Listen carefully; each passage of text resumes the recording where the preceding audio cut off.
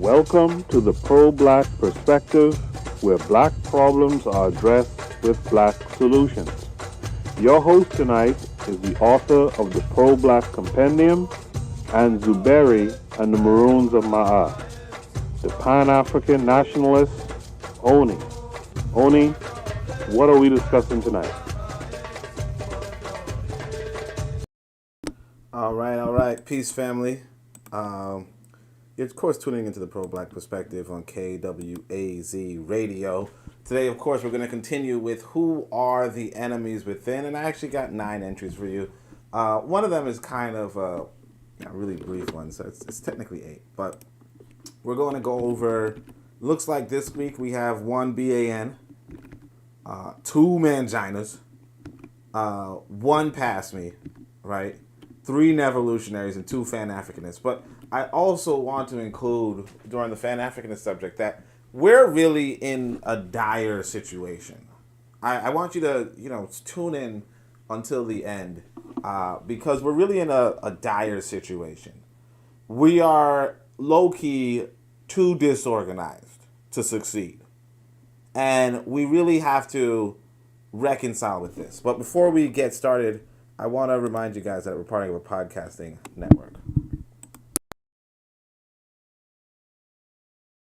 This is D Webb with the Harsh Reality Podcast, asking you to tune in where we tackle the news of the day that affects our community, only on KWAZ Radio.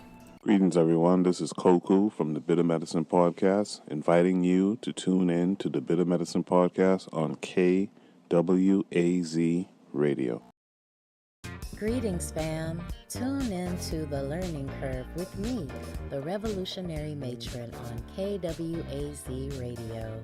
You are listening to the Pro-Black Perspective on KWAZ Radio.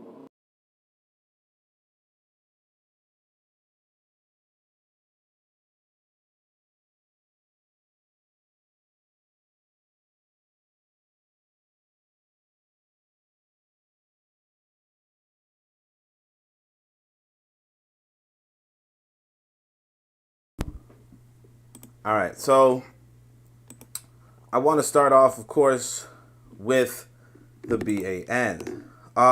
This one, I want to name this right here. I want to say blacks got money. They just don't got money for you. Now, this is a phrase I caught on while I was organizing in the UAM, right? Kofi says greetings. I was organizing the UAM. This brother was talking about the city and how the city got money, but they don't have money for black folk, right? And so blacks got money, they don't got money for you. More so relates to, there's this university. So this is the BANs. Obviously the BANs of the week because there's only one, right? This black university called Hampton is going to now offer free scholarships, free tuition to white Ukrainians. Okay? This is the same white Ukrainians who were kicking the asses of black folk, saying, hey, stay here in this country and die. Didn't you come here for some reason? Hampton. It's got nothing to do with anything.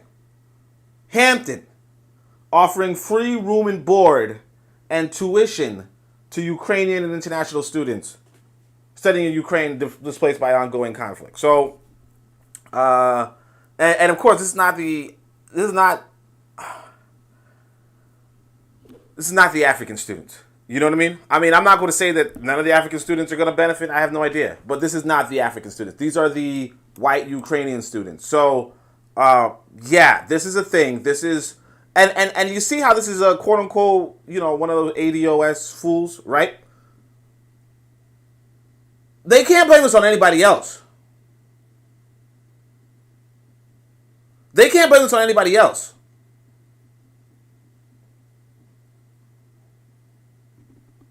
I want y'all to understand that. This is and somebody in the comments I think right here was saying, gotta be kidding me. One of the main reasons I didn't go to HBCUs. So there's black folk who don't go to HBCUs, right? Is because they're expensive and stingy on scholarships.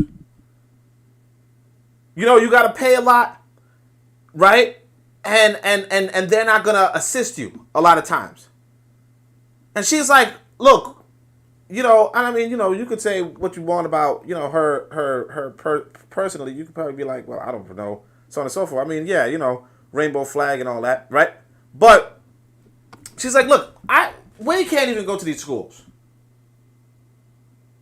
And yet, somebody on the other side of the planet, nobody was talking about 2 weeks ago. Okay, nobody was talking about them 2 weeks ago, or 3 weeks now, right? No one was talking about them 3 weeks ago.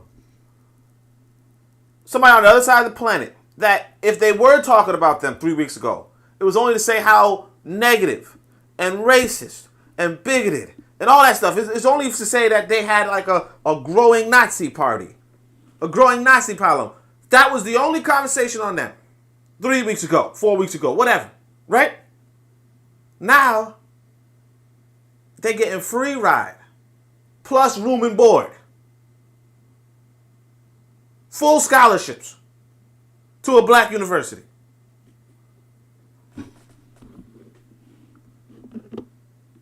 I'm telling you, we have, and I don't know if y'all see, I decided to,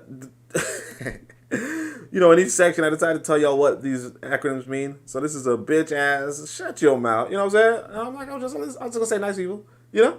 And you know, I guess you could say it's a nice gesture. You know? It's a nice gesture for a BAN. Let's just move on. We might go through a little quick today. Hope everybody in the chat is appreciative of this kind of stuff. Kofi says, I use international to mean Asian. Damn! You know, Lero says we out here. I already know.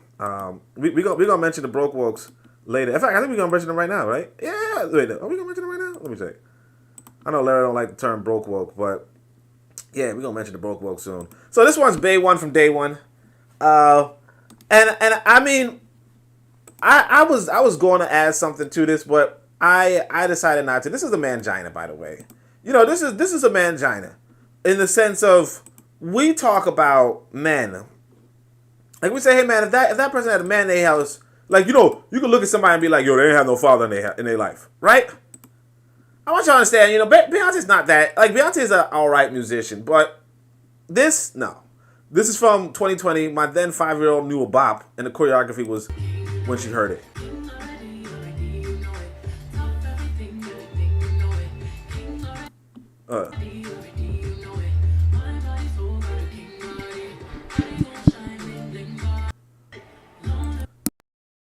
I ain't gonna hold y'all. I mean, I guess it's kind of cute. It's cute if you don't know who Beyonce is.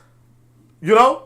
It's cute if you do not know who Beyonce is. I actually, once upon a time, I did write an article on, I think, Beyonce and Jay-Z. Yeah, I think I wrote an article on Beyonce. I think I wrote an article on Jay-Z. Because, you know, one of the things about African people, particularly in America, right? And actually, this actually speaks to the larger problem that we have internationally, right? Internationally, we lack an intelligence organization. Okay? Some people will tell you intelligence is like one of the first things, the first things you establish in war, right? I don't know if you guys picked up on this Ukrainian situation where you would see some piece of news or you see something, you see some video, and they would say, and then some people would discredit it and say, oh, that's just propaganda, right? Some people would discredit the news and say, oh, that's just propaganda, right?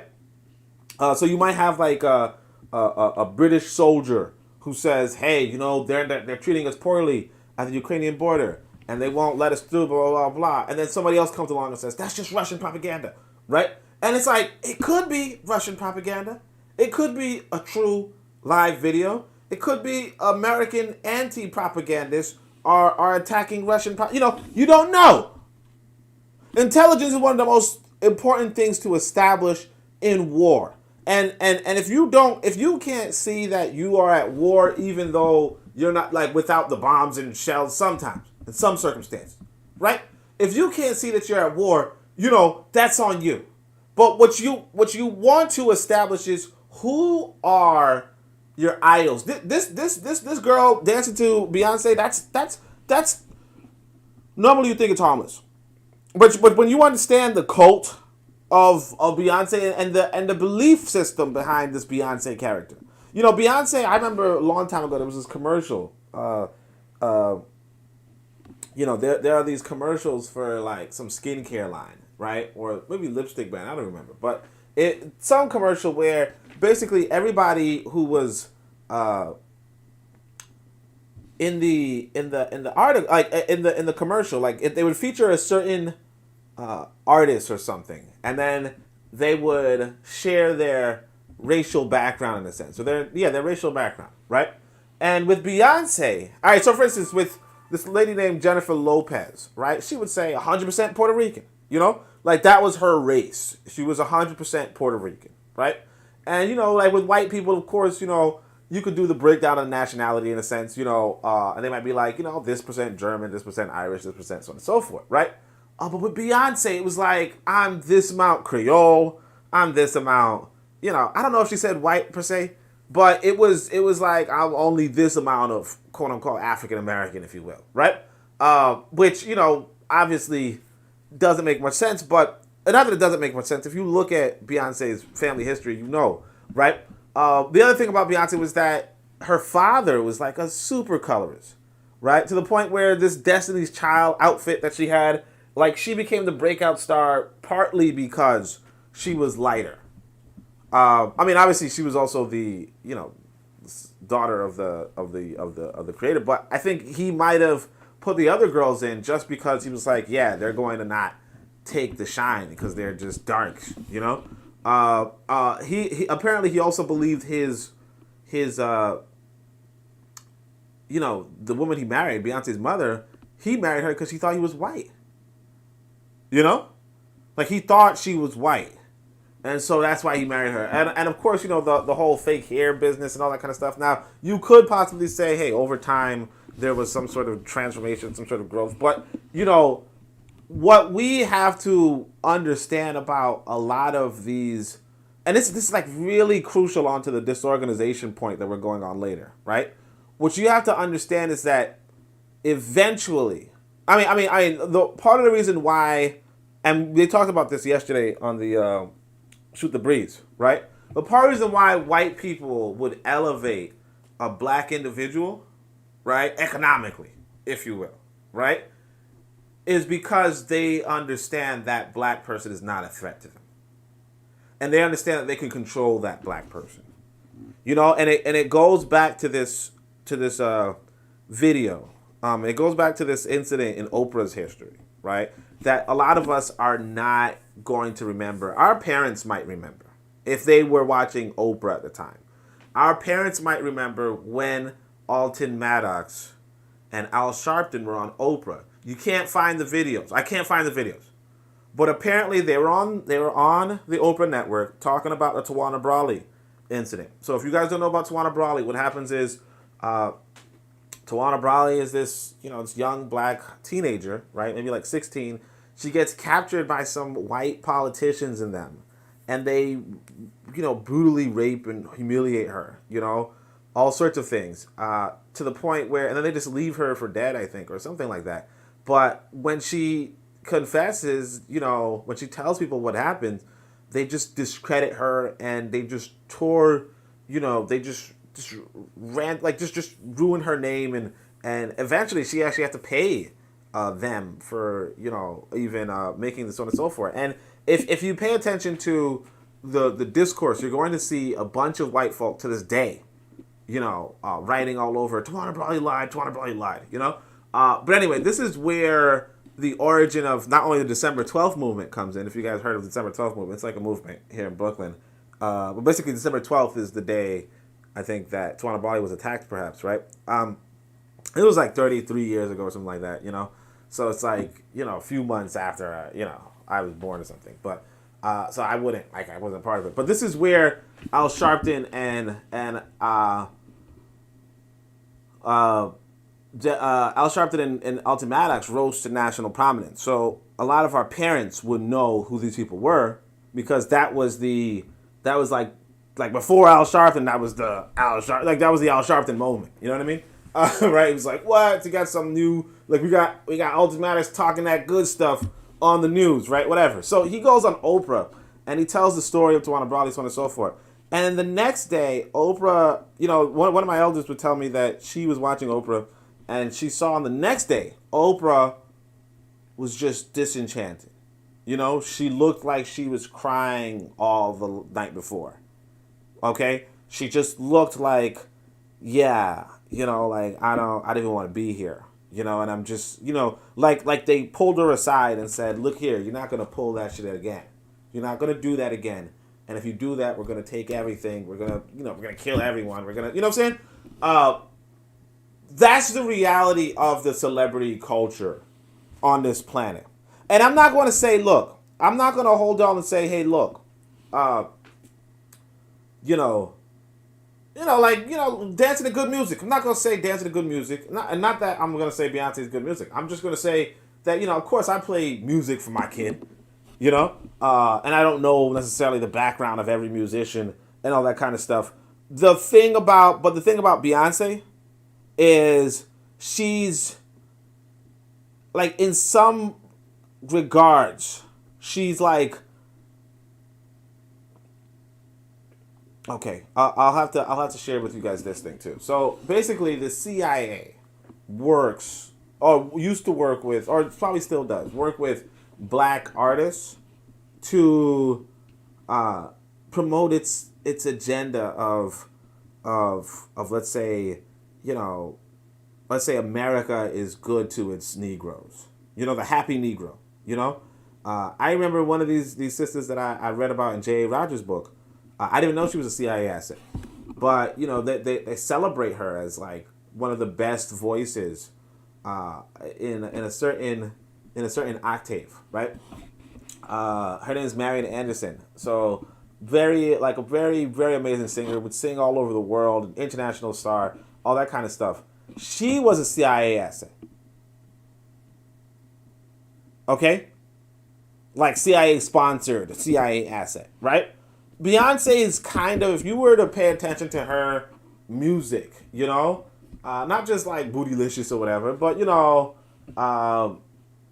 think something along the lines of, well, not just To the Left. There's some other stupid song, but I think it was, I can't remember, like Destiny's Child back in the day.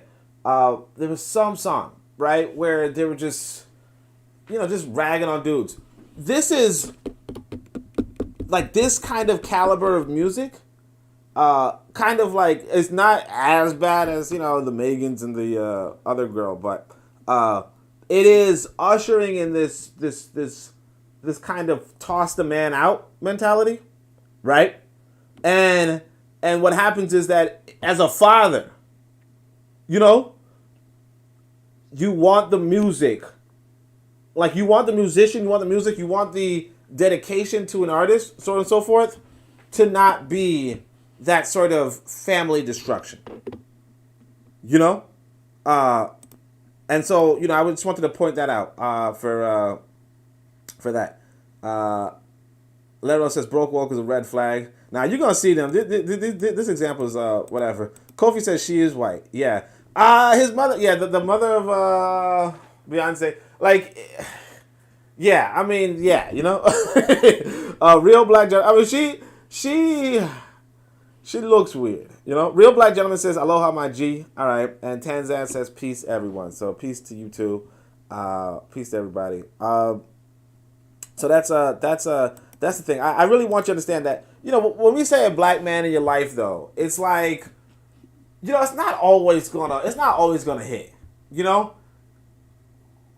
like this is kind of, I mean, I'm not gonna hold y'all. This might be one of those songs that,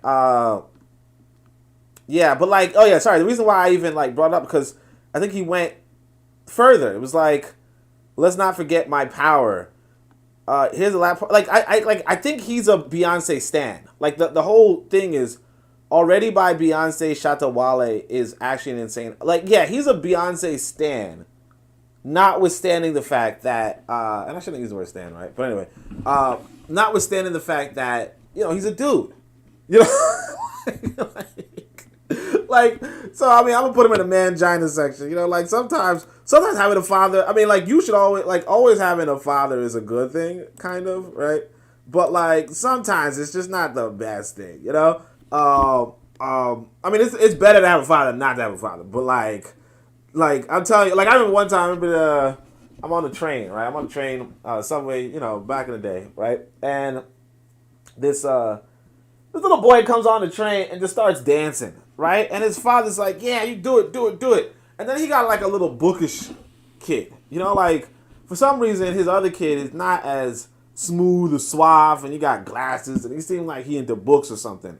And his father's like, yo, man, come on, man, forget those books, man. Come on, bust a move on the train, you know, do a little shake, do a little dance. And the kid's like, nah, I don't want to do that. I don't want to do that, Dad. And it's like what the? And his father's disappointed in him for being bookish. So it's just you know, just to bear in mind that sometimes, you know, sometimes we blame the women, but like sometimes there's manginas, and sometimes it's just whatever. So this is another example of the broke woke. I'm gonna say broke wokes, pay your damn bills.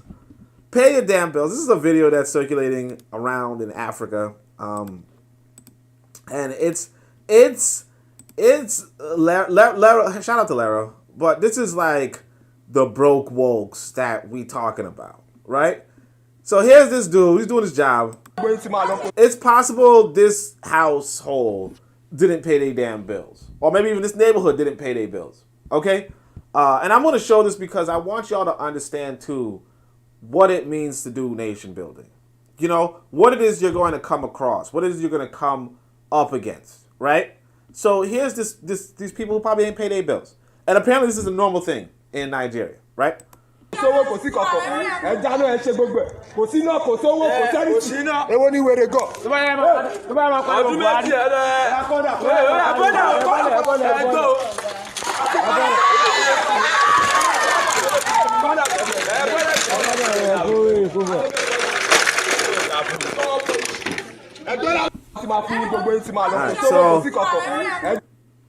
I mean, I don't know what the dialogue is. Apparently this guy's probably here to cut off the bill, right? So he's on a ladder, minding his business. And this is actually important for you guys.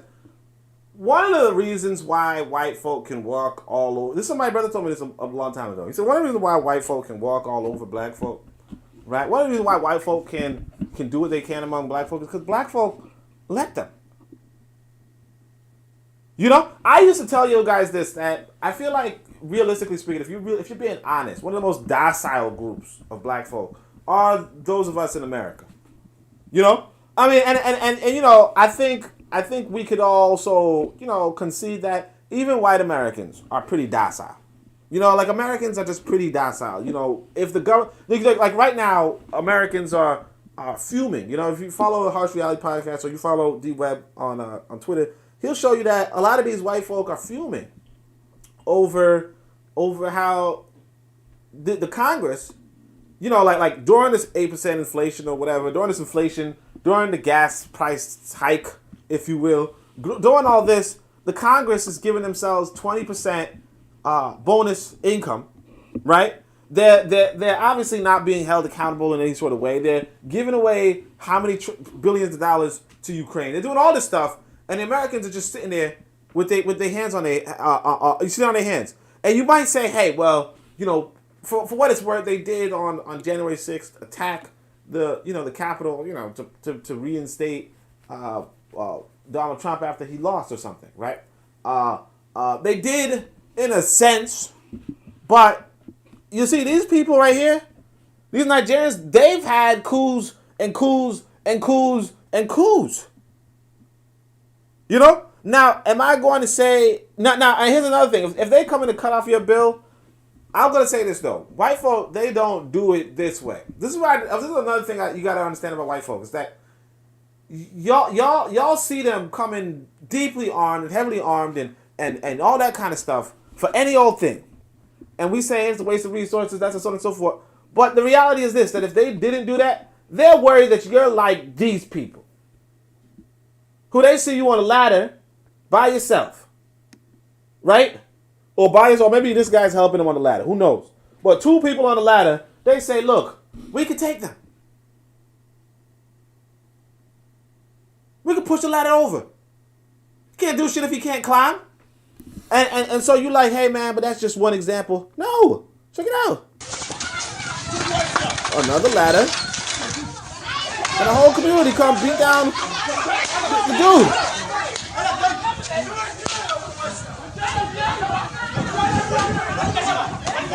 Now, I'm not going to say, hey, this is definitely a municipal worker who's just trying to do his job and they just fighting for that reason. I don't know.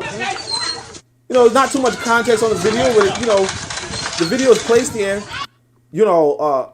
assuming, it says, now people would have this conversation. They say, hey, look, this whole neighborhood should just forget about light for like 1 year, Now, this is, of course, and remember these set of innocent comments which have rationale to them.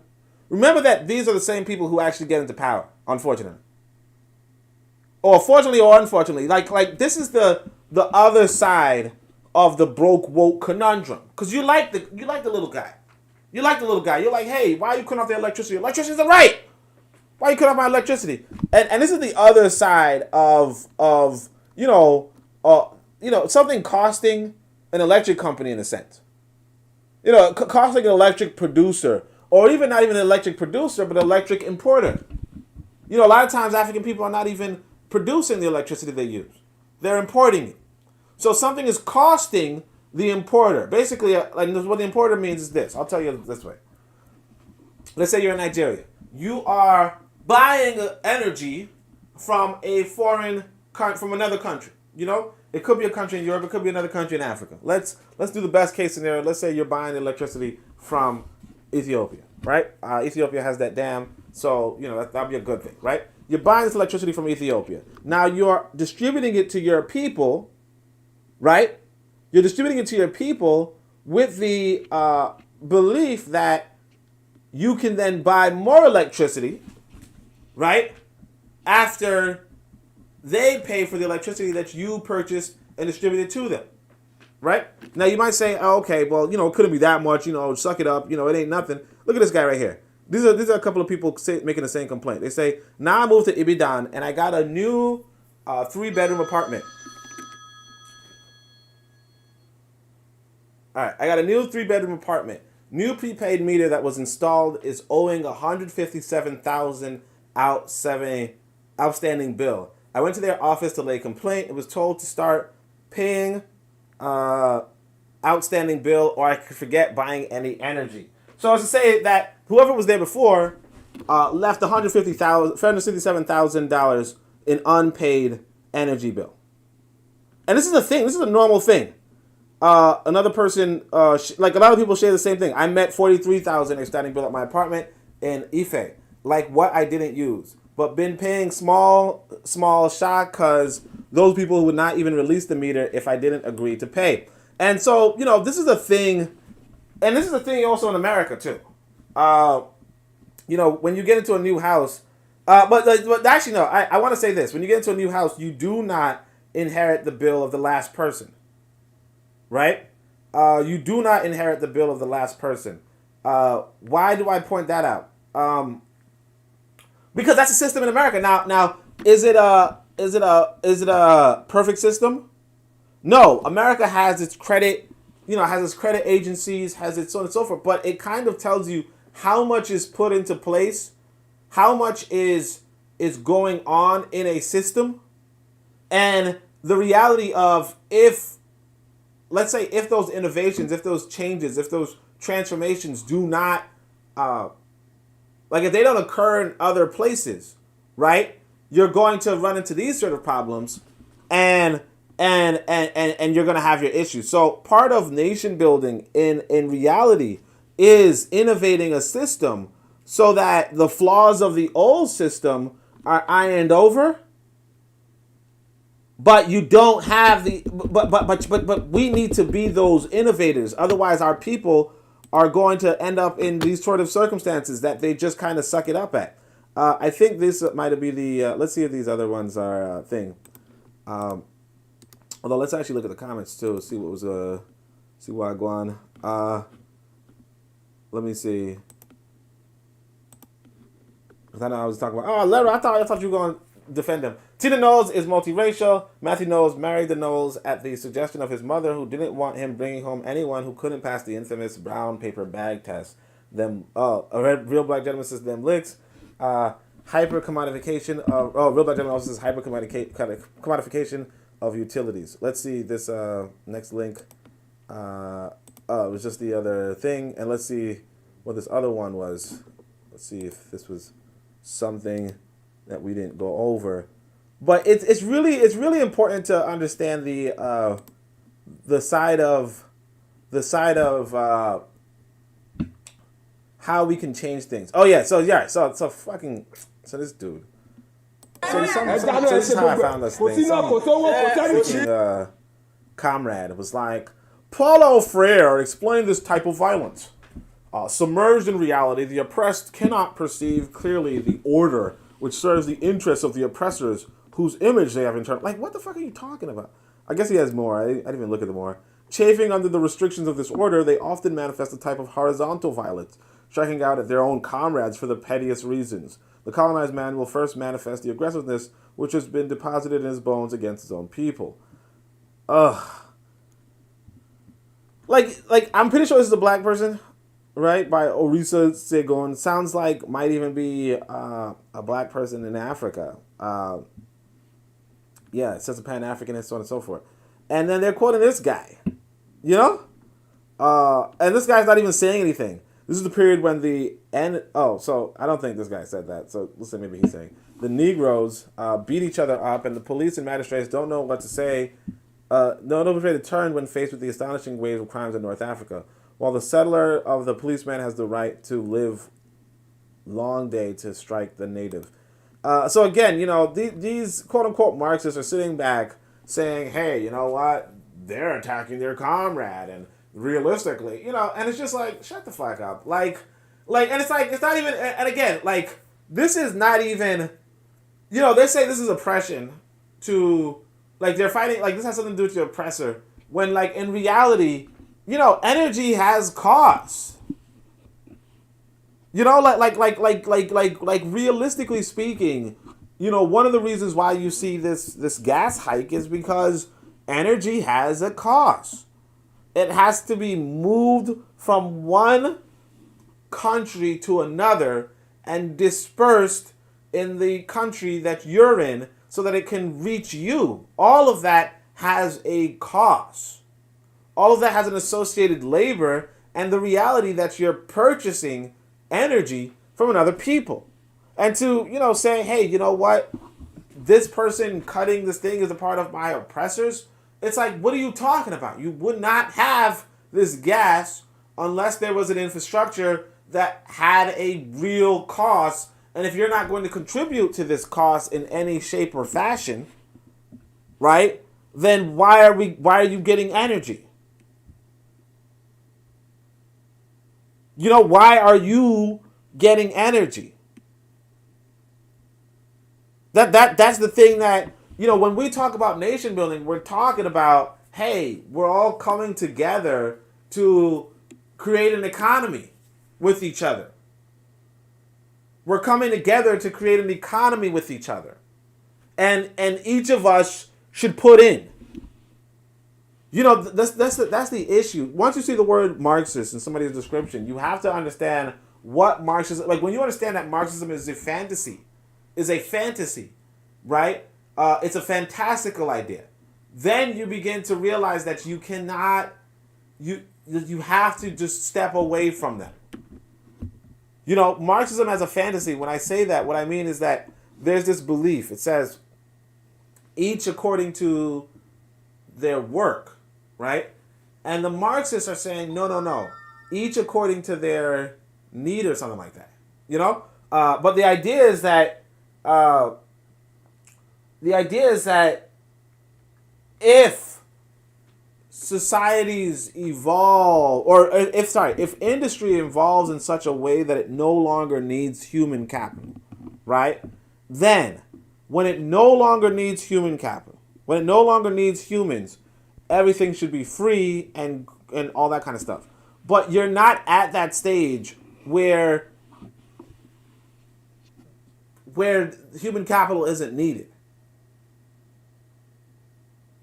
You get what I'm saying? You're not at that stage where labor is unnecessary. When you get to that stage, then you can postulate on that. But that's a fantastical stage. It doesn't exist where it's like, hey, I could just sit at home and everything is, food is delivered to me. Food is delivered to me, energy is delivered to me, or I could just pick up the food and I could pick up the energy and it's just laid out, displayed for me, and it's nothing that anybody, like no labor costs whatsoever. That doesn't exist anywhere. Sure, you can, sure, people do want to have artificial intelligence that can stock groceries, that can pick fruits, that can do all that kind of stuff, but it's just not at that stage. Now, do you want to develop a society into that? Possibly. But the technology, is the technology really there for that to be a global phenomenon? No.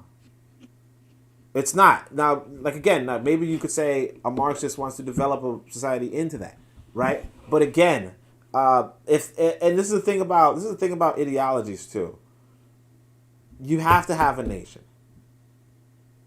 And the thing is that this is why Marx was saying that he wanted to, they wanted to take over England, right?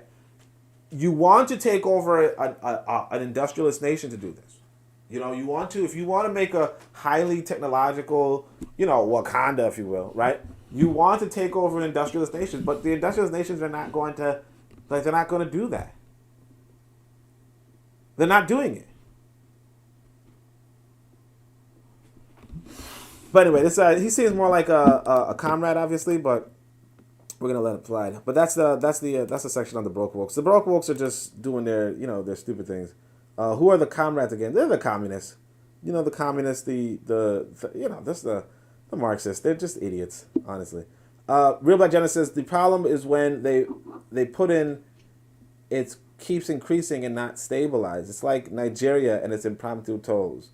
Is when they put in, it keeps increasing, is not stabilized. Yeah. The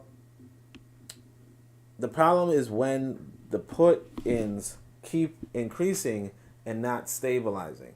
Yeah, I mean, Nigeria, a lot of African nations have their own problems, but it really comes back to us. I'm going to tell you guys at the end of this, or near the end of this, during the Pan-Africanist section, I'm going to tell you guys that realistically speaking, we are in a really, really bad situation. We are too disorganized to succeed, and it's a really bad thing to be. So we're gonna go to the past me's. Let's see what this past me's. Oh, the freaking TikTok dentist. So it's just some dummy I want guys to understand. So this is at least the pick me is trying. These women, you got a hard pass. I want guys to understand.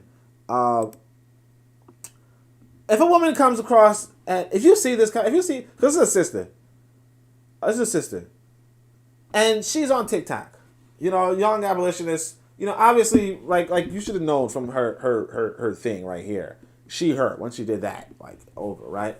Past this one. The dentists on TikTok are saying people are having open heart surgery and reproductive health problems because of lack of oral care.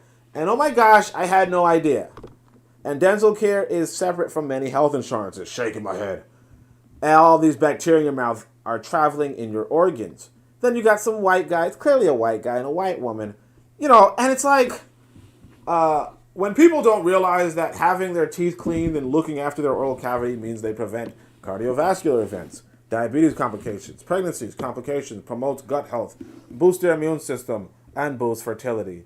Also, I do find it odd that the dentists don't talk about tongue scrapings or oral rinses. It's a reminder that Western health is never really all the way there. These are... I'm telling you, man, here's the issue. And I'm not going to say, I asked a couple of people, I said, hey, what do you think about this? They're like, doubtful, right? But notwithstanding this, it's not even that. It's the fact that this white boy could just do anything, say anything, and then a black person will come through and spread it like wildfire. This is 43,000 likes.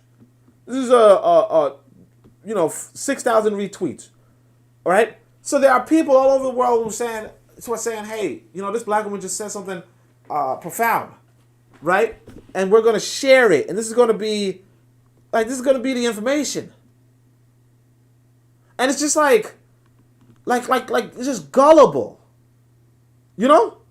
And of course, and you see, like for instance, look, this is March 17th, right? So this person's like found this last night. So you're like, okay, maybe it's some more evidence. March 15th, and this is another, health begins in the mouth. One of the most neglected areas of health. Here's everything we're doing wrong, right? Like it's all just like anybody can just like. This is another thing I want to point out to you guys, that we are slipping in the sense of we do not. I keep telling y'all, it's like we don't listen to me. We don't listen to me. We still do not have an educational facility. I tell you guys, hey, Boko Waset Nakeru, whatever, right? We still do not have a university for African people to go together, or even like just a center for African people to go together and study on health, wealth, and life. To understand health, wealth, and life. Let me see if I'm saying that right. Life, wealth, and health. Right? Anku Ja Seneb. That's what it means. Like I told y'all, his brother Asar Motep, who was saying, look, African spirituality,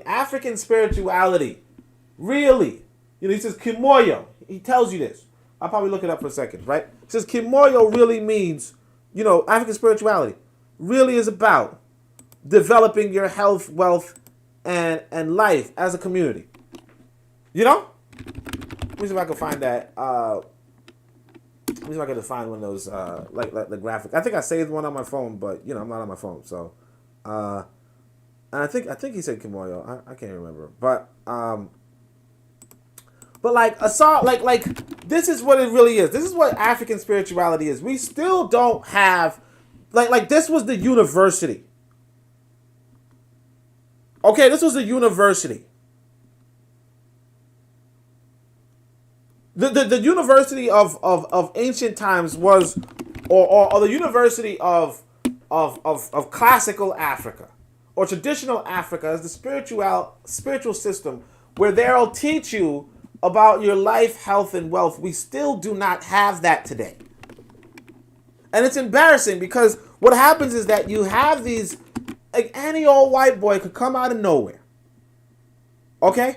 Any old white boy could come out of nowhere. And then you, looking like a fool, right, will tell him, hey, he will tell you, hey, you know what you gotta do if you really want good health? Is you gotta do this. And it's like I'm not against oral health. I'm not against oral health. But I want y'all to understand that it's very bad if white folk can just say anything.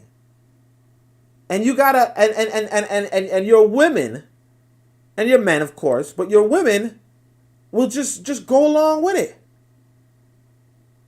Just start propagating it, start spreading it. Why?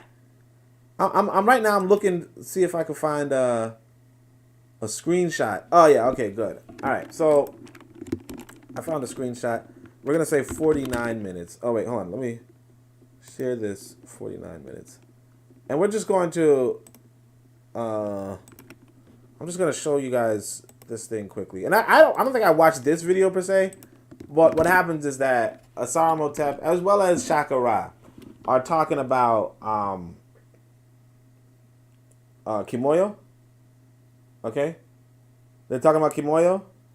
And so, when you look up Kimoyo, you'll find this. But if you look at this, he says, look, Kimoyo, this is African spirituality, right? It says African spirituality. He's going to call it Kimoyo instead of African spirituality, right? And he's like, Kimoyo, the art of adding life to life, of vitality and prosperity, of making things to flourish in all areas of life, right? This is what spirituality was about. Okay, so this is Asar Motep.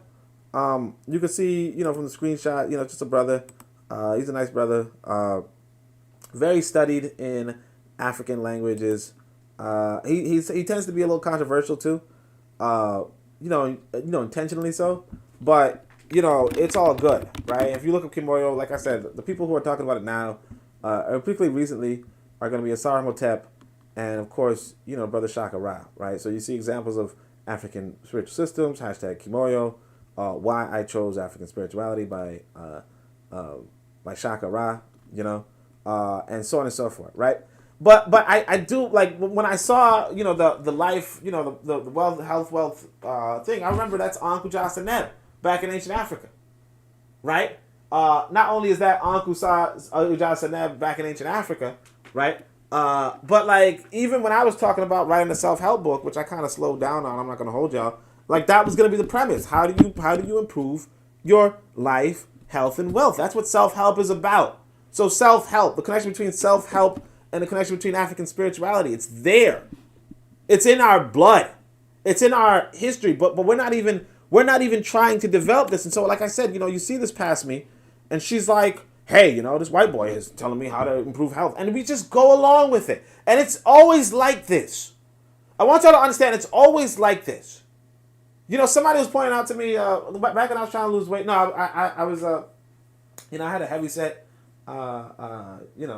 date, if you will, a partner, if you will. And some lady was telling me how to encourage her to lose weight. And she was telling me about an apple diet and all that kind of stuff, right? And she would name this white naturalist. And he was so on and so forth. And then what you realize is that a lot of, like, you have this Dr. Sebi's, you have your Light of Africa. A lot of what they're doing is just repeating what these white naturalists are saying. And we don't even like this alkaline diet thing. It's not something that we per se made up.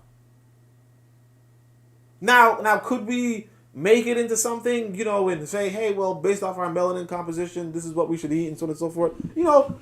Technically, but it's just, and I'm not saying there's anything wrong with an alkaline diet and all that kind of stuff. What I'm trying to establish for you is that if you do not educate your people, someone else will. If you do not educate your people, someone else will. I'll tell you guys, matter of fact, I'll tell you this is the weirdest thing, Sometimes I got my son, like, he likes YouTube. He likes YouTube. And I know it's not the best thing. It's kind of like that Beyonce father. But, of course, I make sure that, he's not on his Beyonce stuff or whatever, right? Obviously. Big. I mean, he's not even, he's not even a girl. But anyway. But what I want to say is that randomly, this boy would just say things that you don't like, where do you hear this from? Like, he'd be like, yo, I want Chinese food. You're like, what? Like what? Like, what is going on? And I'm not saying that, I don't know what he's watching, but, like, it could be, like, the kids programming, like, sometimes because he finds kids programming. Because what happens is this, I'll tell you this way. Kids are, like, they're repetition machines. They learn from artificial intelligence. They're like artificial intelligence. Well, they're intelligent. They're real intelligence, right? But real intelligence is like what you expect from artificial intelligence. That is, it's going to see you do something, and then it's going to do the same thing that you did, but it's going to do it, so many times that it's going to find something that it likes, right? So, like, for instance, when he was younger, I might, go into a search bar and type ABC for kids, right? Alphabets for kids, or English learning for kids, English for kids. And then, of course, I'm going to scroll down, and I'm going to find the black program or whatever, right? Difference is that, like, he doesn't know what I'm doing. All he sees is I type in ABC learning, I scroll down, found something that looked interesting, and clicked it. Right? So I do the right thing, right? Now when you step outside, like, and when you step and do something, or you gotta go, let's say you're gonna read, you're gonna do a podcast, for instance, you're gonna, you might even use the restroom, whatever. He's gonna go on a search bar, he's gonna type in ABC learning, and he's gonna scroll through, and he might see like an alligator talking, right? Or he might see a little, like a panda bear talking, right? And that's a little cute, so he clicks it, he watches it, whatever. And they might say things like, I want Chinese food. Or for instance, I'll tell you all the truth. I remember one time I did send him this, I did put this one thing that was like an hour long, right?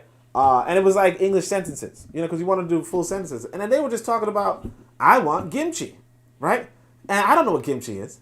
But what I found out, what I figured out was that, like, you have Russians and Chinese people who put up YouTube videos that look like, like basically they put up YouTube videos for kids that teach English, but they also put their culture in it. You understand? So they're going to say things like, I like kimchi, and, but it's really for Chinese kids, or it's really for Russian kids, right? And it just is just a deep reminder, too, that we as African people, we don't do that so much. Now, of course, I do show my son Akili, right? But and there was another program before Akili, right? But like, again, like when it comes to the English sentences, we don't really tend to do that. Anyway, but yeah, the boy be saying some random ass things. I can't hold y'all. Let's see. Who are the comrades again? All right, let's see. Dentistry goes back to Kemet. Facts. Yeah. Kofi says it's sad. Can't trust what white people say. Yeah, I mean, the thing is that like that's all we're doing at this point. Tanzan says Moyo means heart in Kiswahili. Appreciate that. Oh, cool. Ki, I think Ki also means language, right? Sometimes, so it might be like language of the heart, which is nice. Which is, yeah, so that sounds even deeper, I don't know. I feel like he might be using Kimoyo from, because he tends to, like, really emphasize the Congolese. But if it means language of the heart in Kiswahili, that's even deeper, right? But that's what I want people to grasp, too, that realistically speaking, we at one point had systems that were emphasizing informing us on how to build wealth, develop our own health, and just have a meaningful life, right? That's what a university is for. We don't have the universities. We don't even have the freaking spirituality anymore. And then you have this, the pass me's. And this is a serious thing. But we're going to move on. I mean, we're going to move on. But like I'm telling you, like, if you hear a sister doing this, like, just remember that, like, just let her go, maybe you might like her for other things, but don't think. So right here, this is the description of the Broke Woks. I just added it, like a few minutes ago. All right, before I started. But it's like, want to hear someone with no damn sense or sense? Broke Wokes of the world unite. They're basically the rationale behind the Broke Wokes. So we're going to get into the Nevolutionaries. This one's a little bit rude. I'm not going to hold y'all. But this is just, shut up, Susan. This is another thing that we got to realize about our people as African people. It's like we just want, like, a lot of us just want to be backwards. So it's just like, shut up, Susan. So here's this, and I want y'all to notice this. The reason why I even added this is because white folk got a whole page on the future of farming. They got a whole account on the future of farming. They call it Agriculture 4.0, apparently, right? It's just a pun off of, I actually don't know what it's a pun off of. But like, they just have a bunch of images of, like, they're just spending their days and hours, right? Either retweeting themselves. The next millionaires in Africa will be farmers. Agreed. And it's not even an African account. It's just an account on farming. They just promote farming, and that's something that, like, white folk just wake up and say, hey, we're going to promote something meaningful, right? And it's just farming, right? So you have this, modern mango farming in greenhouse, right? So this is, you build a greenhouse and then you can make mangoes. And then you got Susan, right? What? So no climbing or stoning the mango tree? No picking stick? Like, shut up, Susan. Why I say this, though, is, well, first off, you know damn well Susan ain't gonna climb no tree anymore, right? But this is the thing about when we talk about nation building again, when we talk about nation building, we have to understand that there's going to be, quote unquote, reactionaries, right? So reactionary. So sometimes when you use the word reactionary, you think of a people who are like, anti-revolution, if you say, right? You think of the people who are like racist and bigoted. Yeah, I don't use the word racist, but you know what I'm saying, right? Who are, capitalists and so on and so forth, blah, blah, blah. But sometimes you're also going to realize that it's going to be the traditionalists who just want something for no reason. And I'm not going to say that there's not a part of me that also, doesn't mind a big ass mango tree. I'm not going to say there's not a part of me that does that. But when we're talking about feeding the masses mangoes, if you will, right? Or we're talking about a factory, right, that can produce mangoes all year round, right? Even if it's from a controlled environment, right? Like a controlled weather environment. When we talk about this sort of stuff, we have to realize that, like, this is not going to be, it's just, you want to remove the human labor, in a sense. It's not quite, you're not quite going to get to that Marxist stage where, there's no human labor whatsoever. But look at this, friends. Look at this greenhouse, for instance, right? Let's suppose you can innovate a way to have like consistent sunlight, right, throughout the year, right, and consistent humidity throughout the year, right? Let's say you can always throughout the year have a system where mangoes are growing, right? Now you have a machine that can pick these mangoes throughout the year, right? You have something that could refertilize the topsoil throughout the year. Okay? Now you have a way to produce mangoes on end throughout the year. Okay? You get those mangoes, you put them in cans, right? The machine picks them, slices them, dices them, puts them in cans throughout the year, right? You sell these cans to all sorts of countries. Could be black countries, could be non-black countries, right? Again, throughout the year. If you can automate most of this process, right? Consistent money. Now, of course, remember, that's going to cost you some capital. It's going to cost you something to have this artificial intelligence. And, of course, you're going to need the human labor that's behind making sure that artificial intelligence is doing what it needs to do. You're going to have the topsoil. You're going to have the fertilizer, which, again, is not necessarily something that you'll be making synthetically. You might have organic fertilizer, which means that you might have to do deals with human beings who are going to provide you with fertilizer. Like human beings who are going to provide you with fertilizer from the animals. All right. Hopefully. Anyway, point is, there's this cap that's the cost to that. So the mangoes can't necessarily be free because you still need to purchase some sort of, you still need to compensate the farmers or whoever is selling you the fertilizer. Either way, right? And of course, like I said, there's still the distribution costs. There's still the costs associated with running these machines. You could now. Some people would say, "Hey, look, what if the government owned these greenhouses? What if the government owned these artificial intelligence machines and all that kind of stuff?" And that's a thing. That's a philosophy you have to come across. But why I'm saying all this is because this sort of output,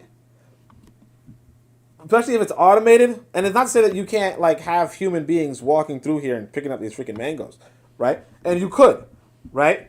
But compared to the normal process, which is, a mango tree is up there. Because I when I was in Jamaica, my son and I and this other dude, we went picking up mangoes, right? And we did what Susan was talking about, climbing trees and stoning the mangoes and hitting it with a stick, right? What that process does, all right, let's say it this way. I think I grabbed not a handful, like maybe 2 bags full of mangoes in maybe 2-3 hours. I don't know. Or 2 hours maybe, or maybe an hour. I don't know. I don't know the pace. I mean, of course, I wasn't like a mango picking expert. But the reality is this, that there are only so many mangoes in the tree. If you have a large field of mangoes, sure, you can collect quite a few mangoes. But there's only so many mangoes if you're not doing this in a certain way. And of course, and the labor is not as straightforward. Like, it wasn't as easy as this. You know? And again, you know, humans are just going to be slower than machines. More inaccurate. I mean, maybe more accurate than machines, but just slower than machines. And of course, if you were to task me with picking these mangoes, hopefully you'd be compensating me. One of the things about if you guys see what this looks like what this kind of brings memories, you know, like ancestral memories, if you will, to you, is kind of like the cotton field. You know, so when the cotton field, you'd have cotton that comes from here and goes all the way down there, and then you'd have human beings picking the cotton. The thing with cotton that differs from this is that cotton has prickly thorns in it, so you could also injure yourself while picking cotton, as opposed to this, where you could just take the mango off. It's pretty straightforward and pretty easy. But basically, you would have human beings walking through, and what happened inside of, particularly in American slavery, and, you know, just slavery in general, they wouldn't compensate people for picking these things, and so that was an added. That was a lesser expense on behalf of whoever owned the property, right? All that to say, if you were to go about the modern way, or the pre-modern way, or the traditional way, you'd have to pay people to get these mangoes. You know, and what Susan's talking about is also that, you know, you'd have to pay people. Obviously, inside of some communities, you don't pay people to pick mangoes. But again, it's just you know, realistically speaking, this is something that we want to consider, and something, and also a population that we have to really address, in the sense that moving forward, or basically what they would want of us is, in essence, that like things go back to the Stone Age. You know, you know, getting mangoes through stones. You know what I'm saying? That's the Stone Age. All right. Come on, that was clever. All right. Let's go to the next one though. Let's see the comments. Rwandese is also part of the Bantu Kiswahili tribes. Yeah, Rwanda. Oh, Rwandese. Yeah. Rwanda is a thing. So I want y'all to understand that part. That was just you know, Susan. You know, I don't know how it is. Let's see if we can get to this one. Oh, Horns of Lucy. So this one's just this is just a weird one. This is like your conspiracy theorists. I think these are another enemies within. They're just so freaking stupid. All right. So this is weird. I kind of just wanted to show you guys this one. Yeah. So basically, it's kind of weird. This is like white folk. I really don't care for white folk, but it's weird that when you scroll down, you see a bunch of black folk talking about it, right? So, this is okay. This is a white lady named, I think her name's Lady Gaga, and then this is just some random white lady, and she walks up and like shows her. So the name of this one is called Horns of Lucy. She shows her a sign, then Lady Gaga does the sign back. You know, like they do like, and then this girl nods like a creep, and Lady Gaga walks off, and of course, you know, a bunch of black folk are like devil shit, you know, all that kind of stuff. So this is pretty weird, and you have to watch it a few times. This is weird.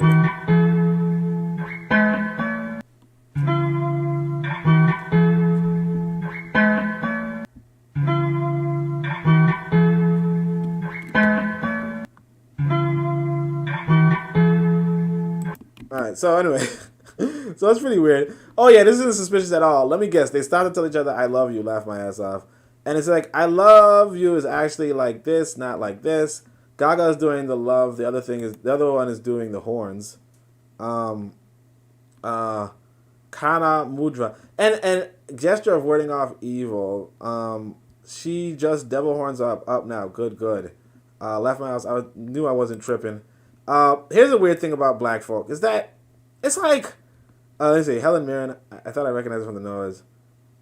Okay, so I guess they're telling you who it is. Lady in the Pink shook her head like, oh yes, that's what I thought. So here's why I brought this up. It's because black folk. If you look through the comments, you know, like I said, you guys can access this document whenever you want, right? If you look through the comments, you realize that black folk are just so freaking obsessed with white folk, and just like sitting down on their hands doing nothing, you know. Like remember when y'all younger? I mean, I don't know if. So when I was in America, So I grew up in the 90s, right? 90s America. And that's something that we have to really realize is that youth culture in America like kind of changes all the time. So, what your youth culture might be in America, for instance, might differ depending on what year you were, a youth, right? So in my youth, black folk had nice, cool, elaborate handshakes, like you be sitting in high school class or whatever. Then two random black folk would just kind of like y'all see it on Fresh Prince, I guess, right? But they would just kind of up it, because it's fun, it's funny or whatever, right? Imagine you seeing that elaborate, handshake, right? And then some white folk talking about, oh, well, look, she's white. They're communicating. They're communicating nuclear plants.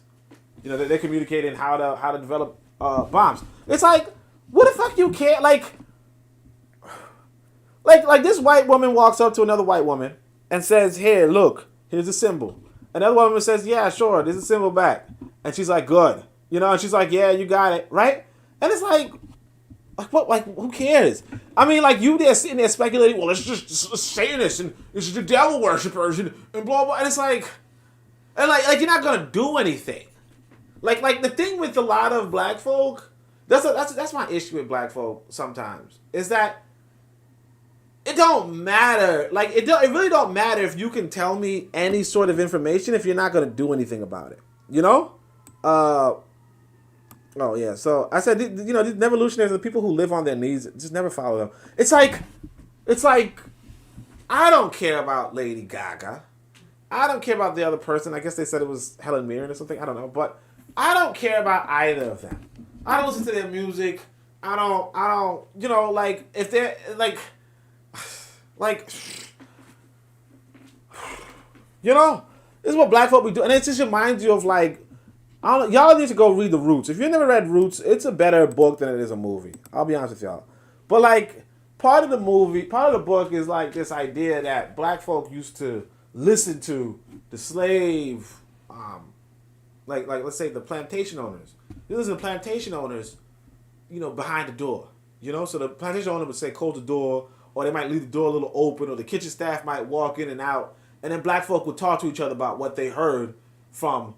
Like what the owners are talking about, like, oh, the war's coming a little closer, they whatever, right? And it's like that's how we stay, like we just sitting by watching these white folk live their lives, watching these white folk do their things, watching these white folk have their conversations, then we just go along with each other. We meet up in the corner and say, I saw, Miss Gaga, she done put up her hands like a horn. I think it was like a devil thing. Yeah, I saw, and I don't mean to make fun of that accent or what have you, but like it's just, like a part of it is just like, come on, like you ain't doing nothing. It's like there's conspiracy theory and there's conspiracy practice. And the thing is, it's not even like white folk, every people are supposed to conspire. The issue with us is that we are not conspiring. When I talk about what we're going to talk about later about this organization, you're supposed to conspire. If Lady Gaga and this Helen Mirren, so I found out Helen Mirren is probably like an award-winning actress, right? If I'm not mistaken. If this award-winning actress meets you and says, "Here's a greeting, here's something. Do you understand what I'm saying?" And Lady Gaga's like, "Yeah, I got you," right? They're supposed, if Lady Gaga's trying to advance her career, she's supposed to do that. But like imagine I'm let's say I'm into I wanna go and do some I wanna do acting, right? And then Denzel Washington walks up to me and says, like he does me a head nod, right? Am I gonna be like, fuck you? I don't know what that shit means, Fuck you head nodding me for, right? No, I head nodding back. It's just something that's in our circle or in our culture, and it's just nobody else's damn business. White boys like, what does this head nod mean? Does this mean that they're, if white people were sitting around whispering to each other, yo, this head nod, I think they head nodding at each other because they really following the, what? No, I ain't sitting around whispering. And it's like And it's like, hey, look, if you're going to be whispering about this shit, don't do it on fucking line. Like, that's just stupid. Ugh. But yeah, anyway, that's, yeah, I just wanted to go over that really quickly. I don't know what y'all think about that. It was a little bit, thing, but, you know, I don't know what y'all think about that one. I just wanted to just, like, I saw it and I was like, I'm not going to share this. But then I was like, yeah, this is just so fucking stupid. Like, can y'all, like, you're supposed to conspire. You know what I'm saying? Like, you just, like, if white folk weren't conspiring, they wouldn't be where they are right now. You know? And the thing is, the fact that you're not conspiring, that's partly why you are not where you're supposed to be. Or even, you know, unfortunately, you might be where you're supposed to be because you're not conspiring. You're not working together. And you looking at everybody else working together, and you trying to, and you're not picking up the clues. So right here, this woman, like, you know, y'all be saying, hey man, I think, oh, you be hating on these African Americans, blah blah. I'm not hating on African Americans, but like, I do think there is like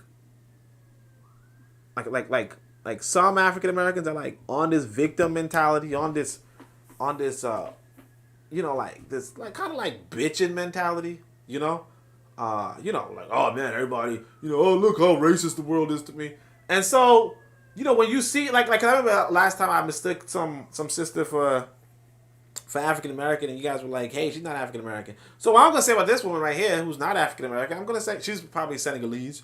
She's part Finland, I guess. I'm gonna say I can't believe she's not African American. You know what I'm saying? Like, I can't believe it. But like, this right here is another level of that victim mentality. But it's global. It's global. It's global. It's global. Look at this shit right here. So this is actually pretty interesting. Finnish Senegalese journalist even looks like she could pass for African American. Not to say that. And the thing is that, you know, everybody can pass for African American, right? You know, African Americans look like everybody. Everybody looks like African Americans, but yeah. This woman, everyday racism in Finland's world-class early childhood education, a thread. Right? So look at this. Now here's I'll give you guys the basis, right? No, let's read it. My child came home and told me that they played an old board game, The Star of Africa, at daycare. For those who don't know, it's a game from the 50s, and the point is to travel around Africa, mining for gemstones and looking for a big diamond, the Star of Africa. Now this is actually pretty interesting. I personally am trying to develop video games, and a part of developing video games is that, you know, it's really difficult because to make a game fun is very, very difficult, you know? So part of it is that, you know, one thing that's interesting about this is that you want to actually read game theory. You want to read about games and games of the past and all that kind of stuff, because to make a game fun is hard. It's not easy. And that's another thing that we kind of underappreciate is that a lot of human creations and inventions are just not that easy. And, you know, we could take credit and say, hey, look, you know, I was working for free for getting cotton, you know, so ergo, you know, everything is owed to me. But, you know, there's also this other part of the world, which is that, you know, a lot of things that are creative are not that easy. Like I said, I've been struggling over I just started. I'll tell you guys this, for me personally, I just stopped one of the programs I was doing because I was like, you know what, I'm programming this game, and it's probably not going to be that fun at this point. You know, I don't know how to make this fun. Has a nice little mechanic. Don't know how to make this fun. So I just said I'm going to scrap that and try something else, right? So I wanted to just put that out there, right? Anyway, let's keep going. If you get stuck at Slave Coast, you become a slave and have to stay there for 3 rounds. To most people, it's obvious why this game is problematic and not suitable for daycares or for 4-year-olds. But to a lot of Finns, it's an important part of cultural heritage, apparently, right? When I went to collect my kid from nursery, I asked one of the carers what the deal was with the game. She immediately started to defend the game, calling it interesting, an important part of Finnish cultural heritage, and educational. I'm really curious to know what kind of education they are drawing from this game, and how this fits into the early years curriculum. Apart from games on slavery and colonialism, are they also playing these educational board games with 4-year-olds about the Finnish Civil War or World War II? She then told me it's very difficult these days because some people get offended by everything. At this point, she referred to a chocolate that, until 2001, had the N-word in its name. She said the N-word out loud and in full and in front of me and my child. She also said there is even a licorice that had changed its logo, that had to change its logo, see picture, because some people were offended. I told her saying the N-word was completely unacceptable. She apologized and then said, well, what term are we supposed to use? Dark-skinned? This whole conversation also happened in front of my child. I had hoped to prolong them having to hear the N-word in any context for a little longer than this, at least, but it happened and I can't change that now. But this isn't about the one carer said, or me, or my child. It's about what this whole thing about the level of understanding and the anti-racism education the city of Helsinki gives to all nursery teachers and carers, apparently. It's about the fact that Finland is number one when it comes to being racist towards people of African heritage, closely followed by Luxembourg, then Ireland. It's about the fact that a fifth of under 7-year-old children in Finland have experienced racism in daycare. It's about what is still considered normal and acceptable in Finland. This is about more than ignorance. It's an active resistance of changing outdated and racist ideas and practices. So you get this, right? Basically, this woman from Senegal, and that's what I'm trying to tell y'all. It's sad. It's bad. It sucks. You know, the more you understand African nationalism, the more you realize, like, the more you understand African nationalism, the more you understand white nationalism, unfortunately. You know, it's like, the more you want to be independent, the more you understand why other people want to be independent. That's the problem. It sucks because you come off sounding like, so you think these white folk is right? And it's like, look. Like when I tell y'all I'm trying to do game development, I wish I could make a game. Like when I first thought about making a game, I was like, oh, I'm gonna make the story where, you know, you're an African, you know, in a free, liberated Africa, and what's gonna happen is that you go from Africa, you know, you pass your initiation, and then you have to, you know, now you're a man or a woman or whatever, right? And you have your first assignment, right? You're in your young ages, so you have to follow what a general tells you. Okay, a general tells you that you got to go find out what's the problem going on in an African colony in Europe. So you have an African colony in Europe now, right? So you're an African empire. You got a whole colony in Europe, right? And you got to find out why there's so much trouble going on there. And like part of the story is that you uncover that there's like a Christian sect, right? There's like Christians who are pushing this religion on you, on the people in this little colony, and they're causing a bunch of violence and all that kind of stuff, and you have to seek out the leader and all that kind of stuff, and it's supposed to be, and it's like, you know why I didn't finish that game? One reason why I didn't finish that game is because I knew nobody's gonna buy it, because the main consumers of games are white folk. The main consumers of black music are white folk. When you realize that you are in a white person's economy, market forces dictate you don't do shit. In fact, I'll tell you guys this, matter of fact, real talk. I made the first chapter available for free it was like a text game. I'm not gonna hold y'all, right? But I made the first. Nobody downloaded that shit. The black folk don't care about that. Pan-Africans don't care about this shit. If you want to make games, you have to. Part of the game making thing is that you have to connect with the consumers, and if the consumers are white nationalists in a sense, you can't be like, oh yeah, we have the free Africa, and then we colonize parts of Europe. They don't want to play that. That's not the fantasy they want to escape into. And the trouble is this, that black folk don't want to escape in that fantasy neither. If you talk about what games black folk play, a lot of it's, you know, sometimes it's Call of Duty, where we shooting the Nazis for some reason, right? And then, you know, like you know, and then other parties like NBA or something, you know, or NFL, those sort of games, you know, Madden and so on and so forth. And of course now they have Fortnite, right? But again, you know, it has to have this broad appeal. There's no real, you know, oh yeah, this is just for African, this is for black folk, you know. But anyway, right? I say all this to say, this woman's in the middle of freaking Finland. And see, when we inside of America, we kind of think, well, America's a multiracial society, so it's okay if we want everything to go our way, right? But Finland's not no multiracial society. Finland is Finland. You understand? The woman's like, here's this game from the 50s that I grew up playing. Here's what I grew up playing. Here's the chocolate I grew up eating. Here's the people I grew up kicking. Right? And you now come along and tell me how to guide my own damn children in my own damn business. Because you don't want to make your own business. You don't want to watch your own damn kid. And I don't mean to say damn kid because, this might be she might have a black husband. I don't know. Right? Hold on a second. Yeah. You don't want to watch your own kid.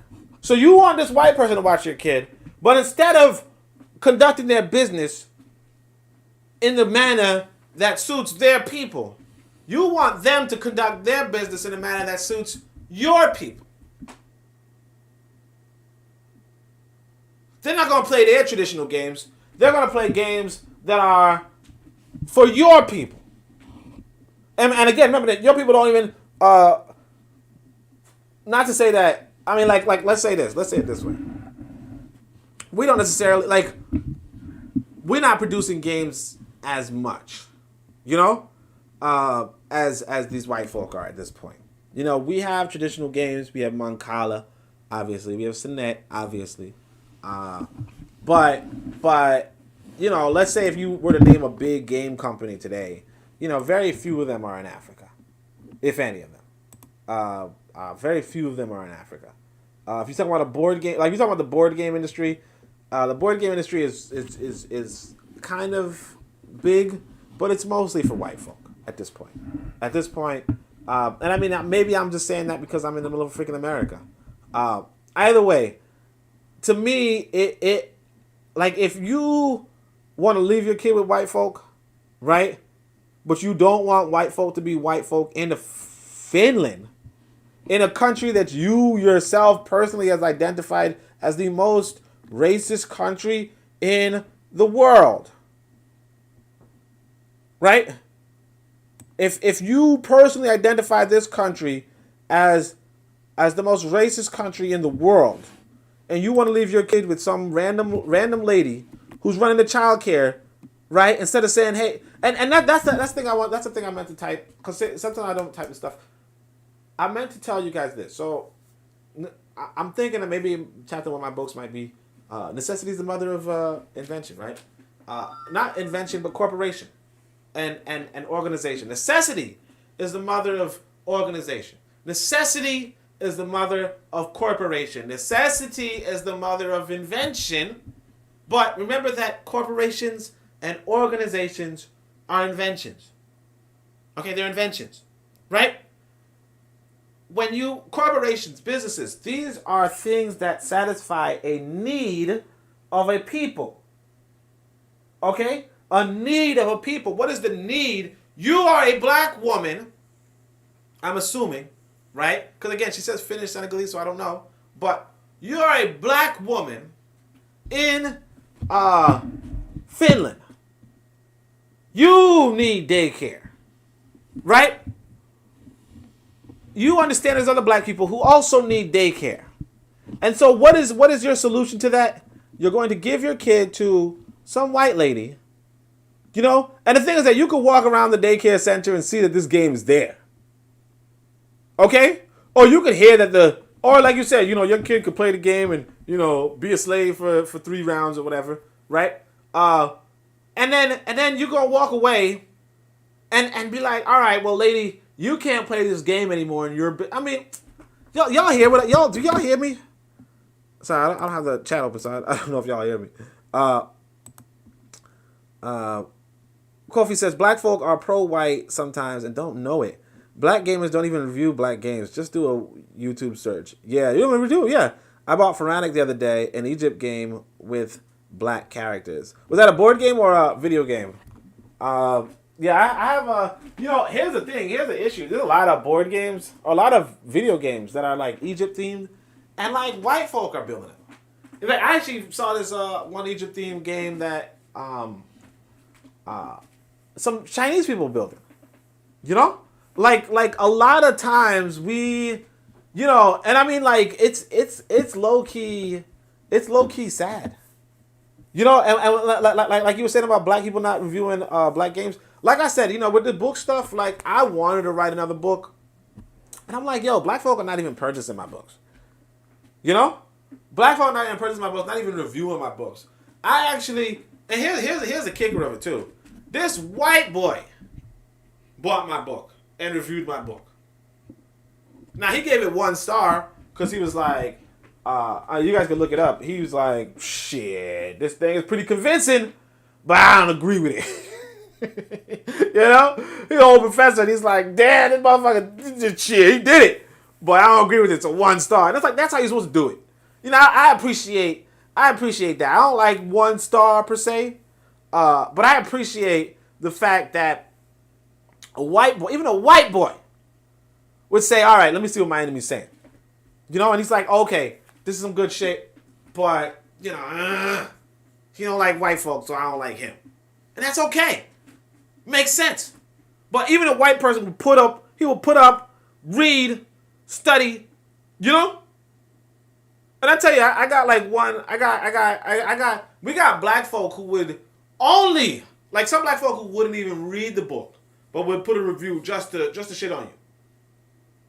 You said just to shit on you. They wouldn't even read the book, but they'd and of course, you know, like, that's a difference. That's a difference. And I mean, and I picked up on this too. In fact, I'll tell you, I picked up on this when I was, you know, I had like a plumbing emergency or something like that, right? And you know, the black, like, I tried to do some black plumbers, but they was like they were ghosting me, you know. And then some like freaking, I mean, they could have been Ukrainian. I'm not gonna hold y'all. I don't know, but like some idiot Eastern Europeans, they decided to do some shit, and you know, I haggled them down a little, but they were like, okay, we're gonna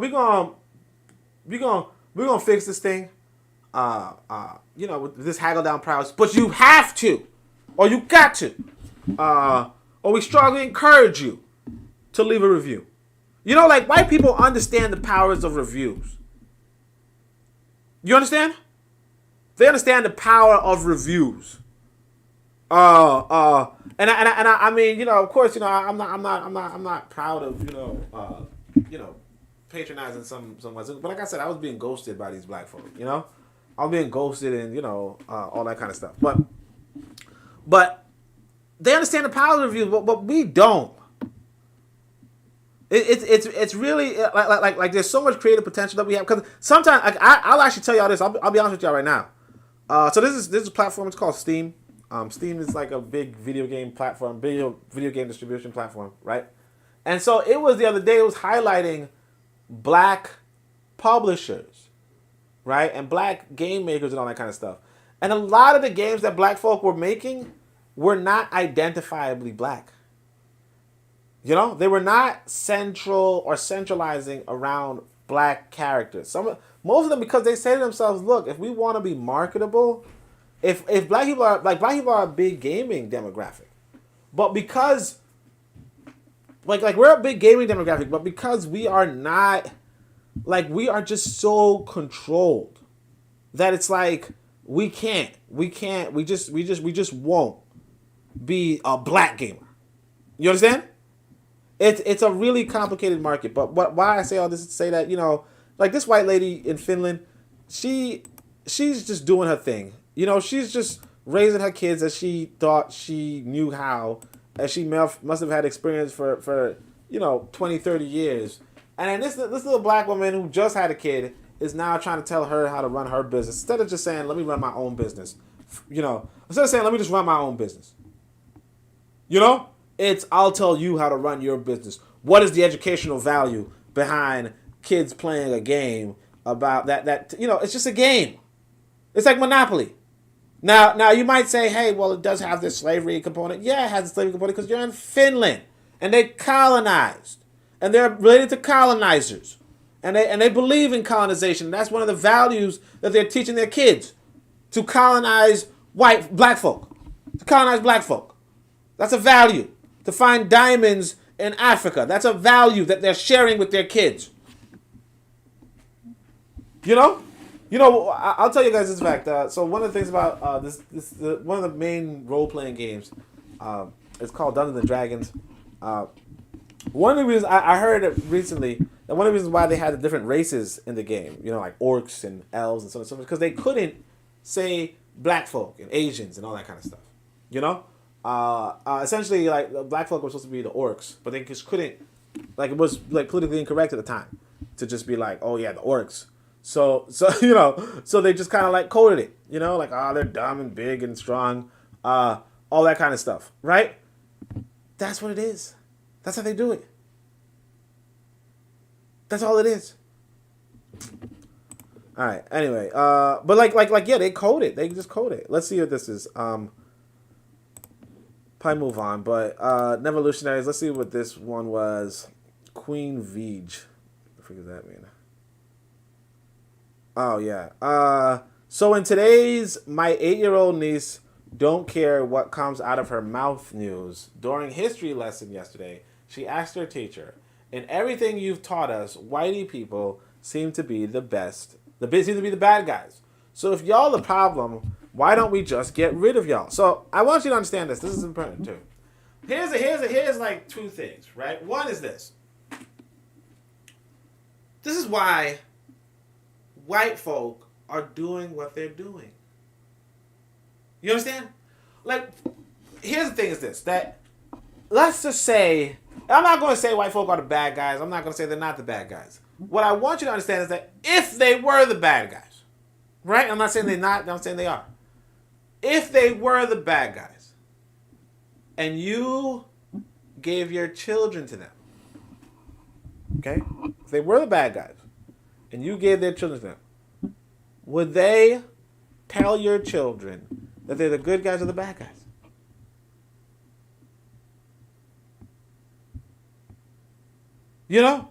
Again, it's like, you want white folks to tell your children that they are the bad guys, which doesn't make much sense. But the conclusion to all that is, well, why the fuck are you the teacher? Why the fuck are you in charge? If you're the bad guy, why are you front and center? Now this might not be a real story. This might be just some lady making up what her 8-year-old is saying. A lot of times that happens, right? But you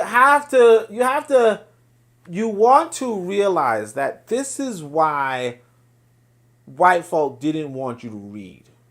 This is why white folk don't want you to organize. This is why white folk, because you're in their country, and if you and you want to take over, okay? You want to take over, and if you don't want to take over, you just don't know enough. This 8-year-old might think this way, and then eventually, when they put their claws into her brain, right? Because remember, she's still 8. She's 8. They're barely teaching her anything, right? And maybe she's getting a lot from her aunt per se. I don't know.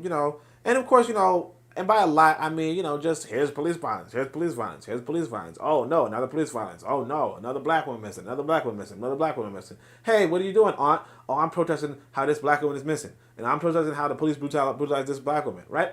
And so this little girl's going to bed thinking all this stuff like, damn, what the fuck? Damn.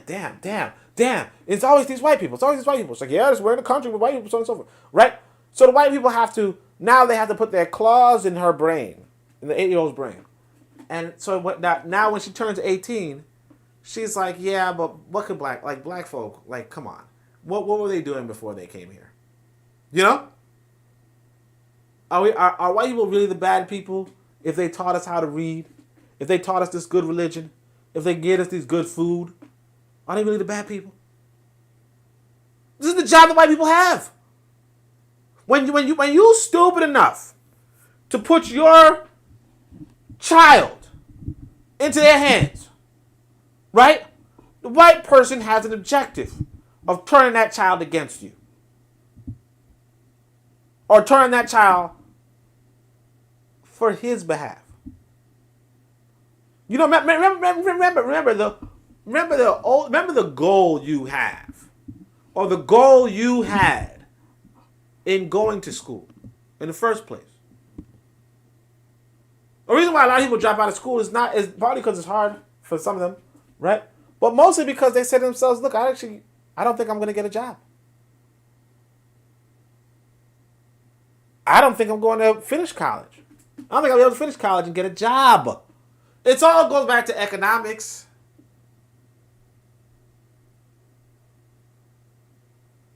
But part of it is that white folk understand, hey, look,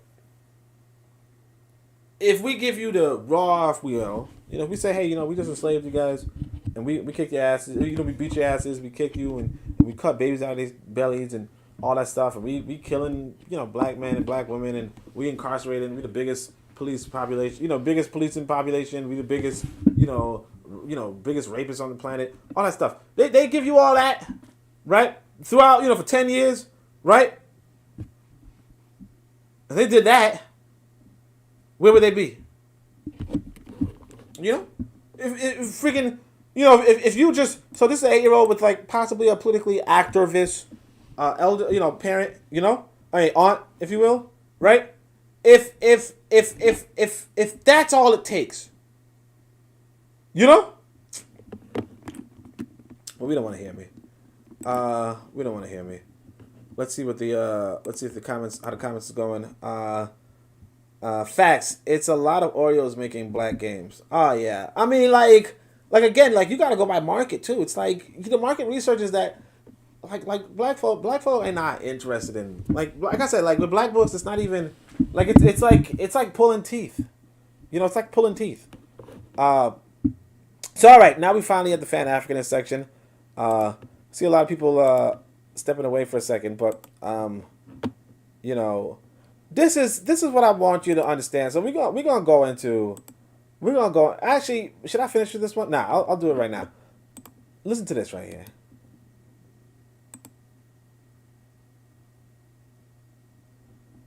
This is the quote unquote Prince of Pan-Africanism. People capable. This is the Prince of Pan-Africanism.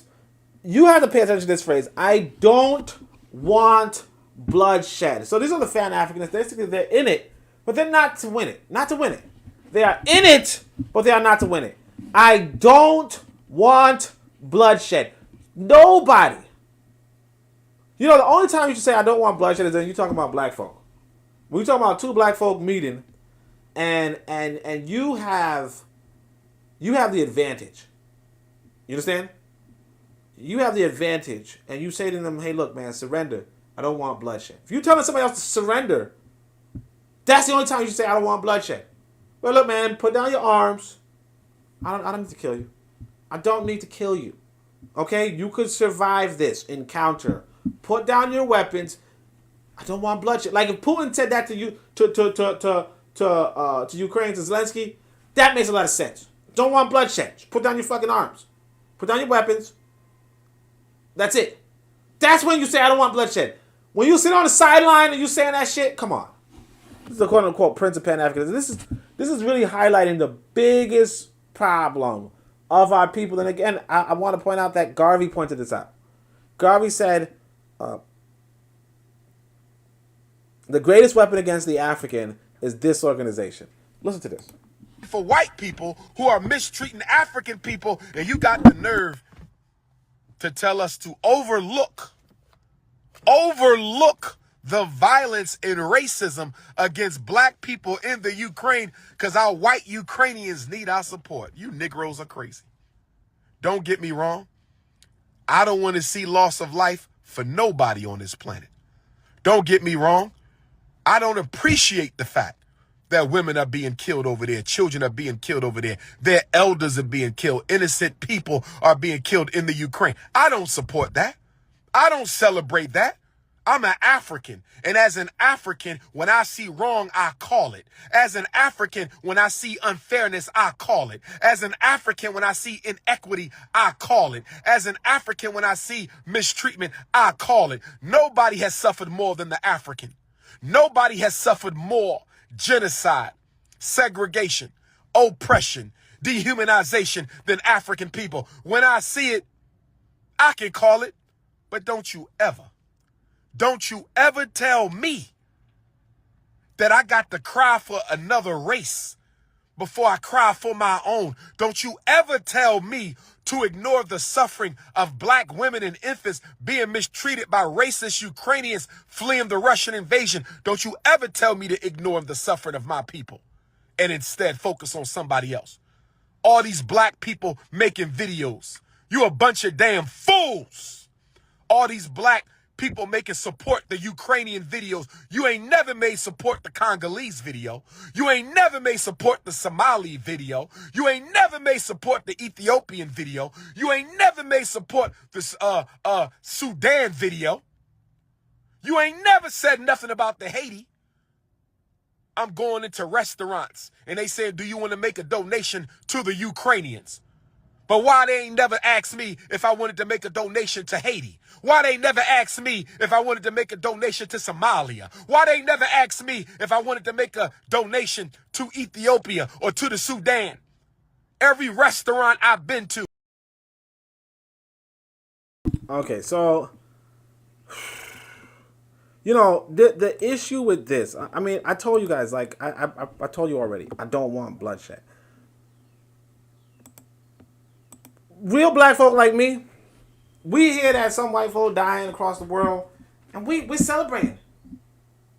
Like, what the fuck are you talking about? I don't want bloodshed. Like, I'm celebrating. That's what I'm trying to tell you. Like, the more you understand the black nationalists, the more you understand the white nationalists.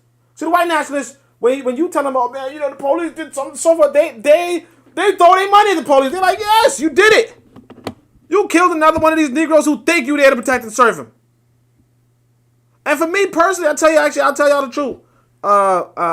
Some white person was the other day was, you know, on, and I had to be in a voice chat with them, right? And they was like, oh, it's so sad what's going on in Ukraine. And I'm just sitting there like, you know, I had no words. You know, sounds good to me. You know, and here you got black people. You got a black man. And see, the thing is that a lot of black people are going to cling to this message. You know, 100% true. Message to all Africans. Like, a lot of black folk are going to promote this sort of thing where a dude's just sitting in his car, you know, shouting at his phone about some sort of message where he just says, hey, we the biggest victims. We the biggest victims. Nobody else went through segregation like we did. Nobody else went through Jim Crow like we did. I don't want nobody else to die, though. I can't believe a little kid's dying. In it, but not to win it. In it, but not to win it. That's where we are as a people. I don't want no other loss of life. And the thing is just that, like, if you're really serious about Pan-Africanism, about African nationalism, you have to recognize that there's likely, like, some lives have to be lost. I'm not saying you want the loss of life. But this ain't even got nothing to do with you. Ain't even your country. Somebody else got a border dispute and they settle it.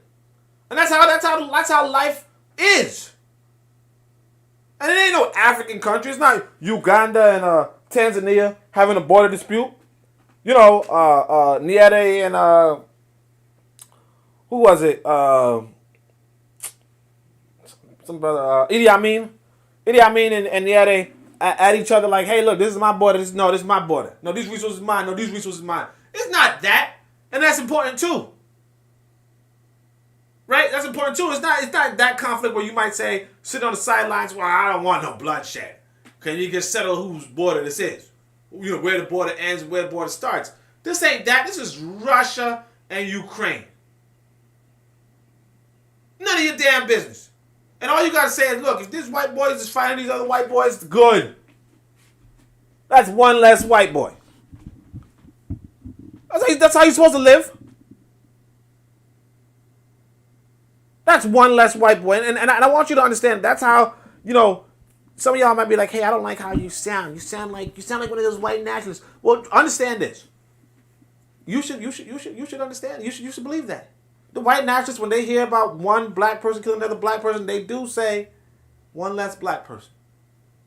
And you might say you don't like that. Nobody gives a shit. No one gives a shit. No one cares if you like that or not. They're telling you the FACTS.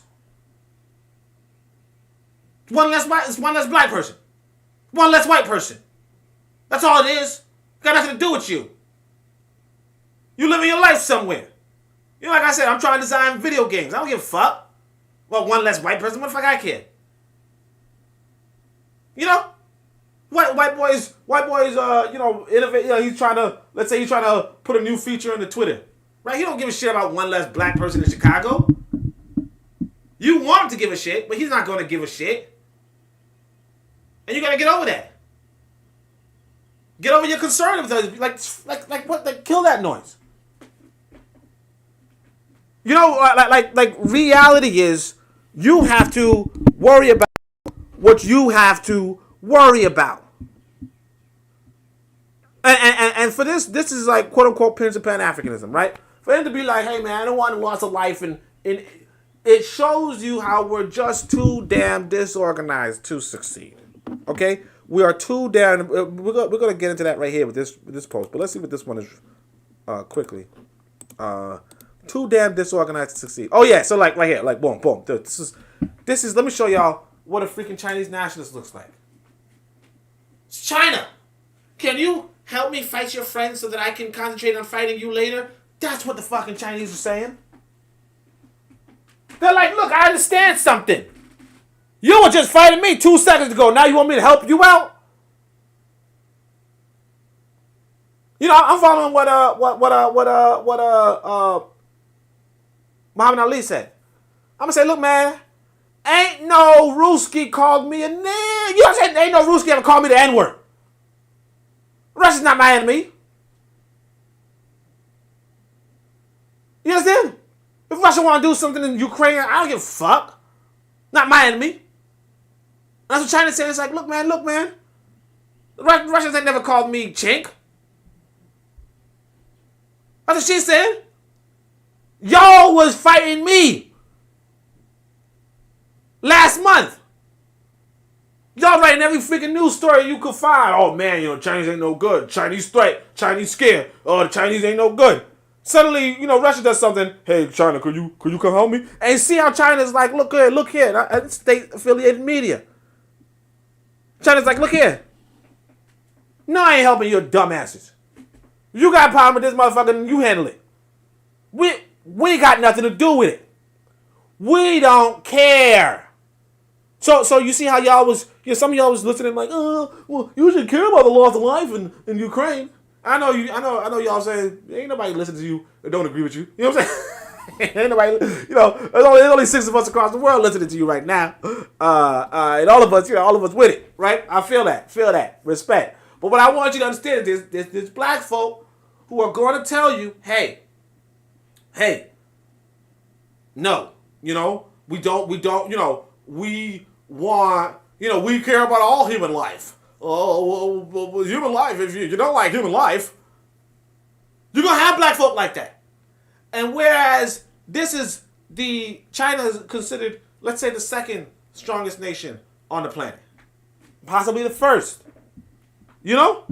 And it's like, hey, look, realistically speaking, no, we're not gonna, if you want to lose your global standing, if you want to put your resources in something and minimize your prospects, go.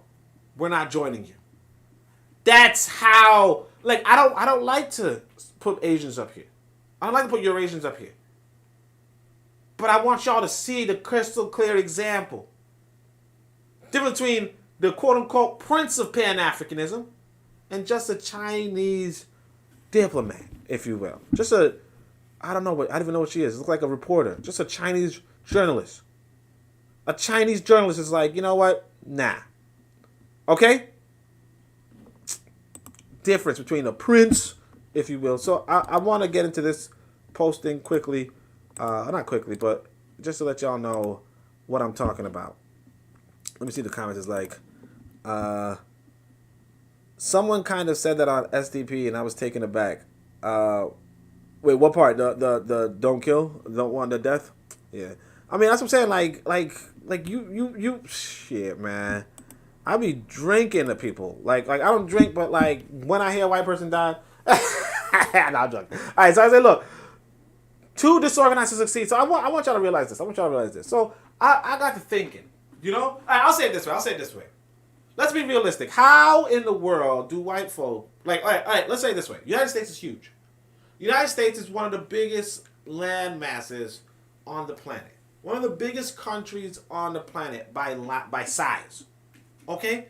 How do they have political unity in such a large mass? Because if we're really talking about political unity in Africa, right, we have to understand that Africa is maybe 5 times the size of the United States. Okay? It's huge. It's huge. How are you going to get political unity in the United States if you can't even get, how are you going to get political unity in Africa if you couldn't even get political unity in the United States? Right? Now, how do you get political unity in the United States? One of the things that you have is a political party. Political party basically means that Democrats or the Republicans are a national party. They have branches across the nation. I don't know how many branches. I could probably look it up. But the Democrats have a lot of branches. They have a lot of members, too. In the millions. Okay? I'm actually trying to look that up real quick, fast. How many Democrat branches are there, right? In America, right? Okay, so they're not going to tell you. I mean, but basically what I'm saying is that they have this long history, large political party, large, like they're just huge. Let's see, they have a headquarters in Washington, D.C., obviously, a membership of 48 million. Let me show you guys the Wikipedia page. I don't know what to say, but what I'm gonna tell you that they have this thing. I'm thinking that, like I keep telling you guys, we do need a political party ourselves, right? But you know, it's just like it doesn't matter if I tell you. It's not like it's very unlikely, right? 430. This is Washington D.C. Democrats. They have a student wing. They have a youth wing. They have a women's wing.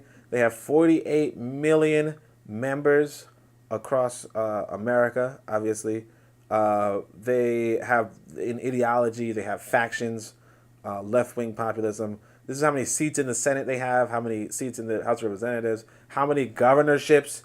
How many upper chambers. How many so on and so forth. So on and so forth. So forth. So forth. So forth. Looks like Andrew Jackson was one of the first Democrats presidents, which is interesting. I wish I could tell you how much. So the current structure and composition: national committee, state parties, major party groups. No, that's not it. Well, basically, what I want to say is that if you walk around your neighborhood long enough, like let's say you're in America, you walk around your neighborhood long enough, right? You're going to run into a Democrat club, okay?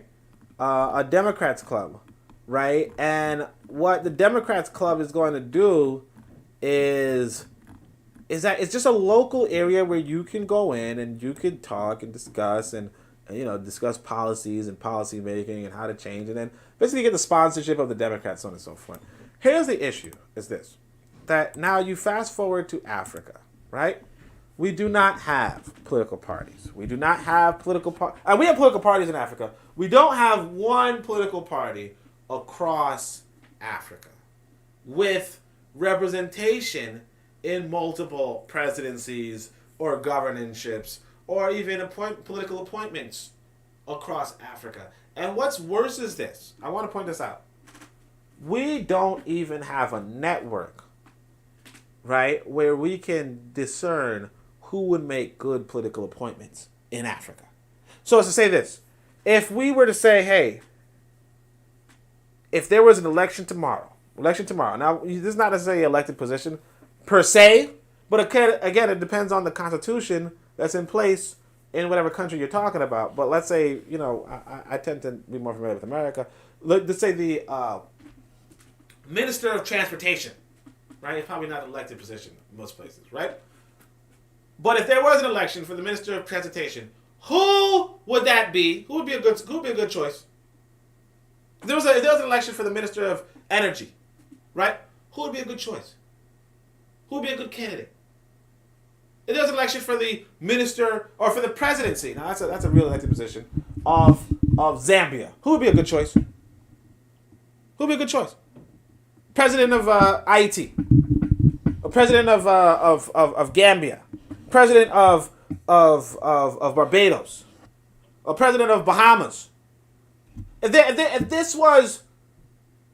If you were talking about a political party for Africa, you're talking about human beings getting into political appointments. And the reality is this, that if you're so disconnected as a people, if you're so disconnected that you cannot actually name any good political appointments across the entirety of Africa, and that you are not involved with any political appointments across the entirety of Africa, right? You're not only too disorganized to succeed, you are not even trying. There is no damn way that you're going to have a good energy policy. You're going to have a good transportation policy, a good trading policy, anything. You're going to have a good policy that suits you if you are completely uninvolved in the political processes across anywhere black.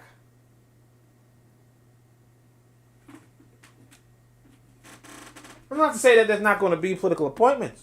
You're going to have some minister of energy. Like, what happens, I'll tell you this. So in America, the way how the Constitution of America works, the way how the political system of America works is that, you elect the president, and then the president would then choose their staff. And their staff would then, head the Department of Energy and the Department of Finance and so on and so forth. So realistically speaking, you only choose the president, and the president, is beholden to the political party, and the political party would then recommend the energy, minister and all that kind of stuff, right?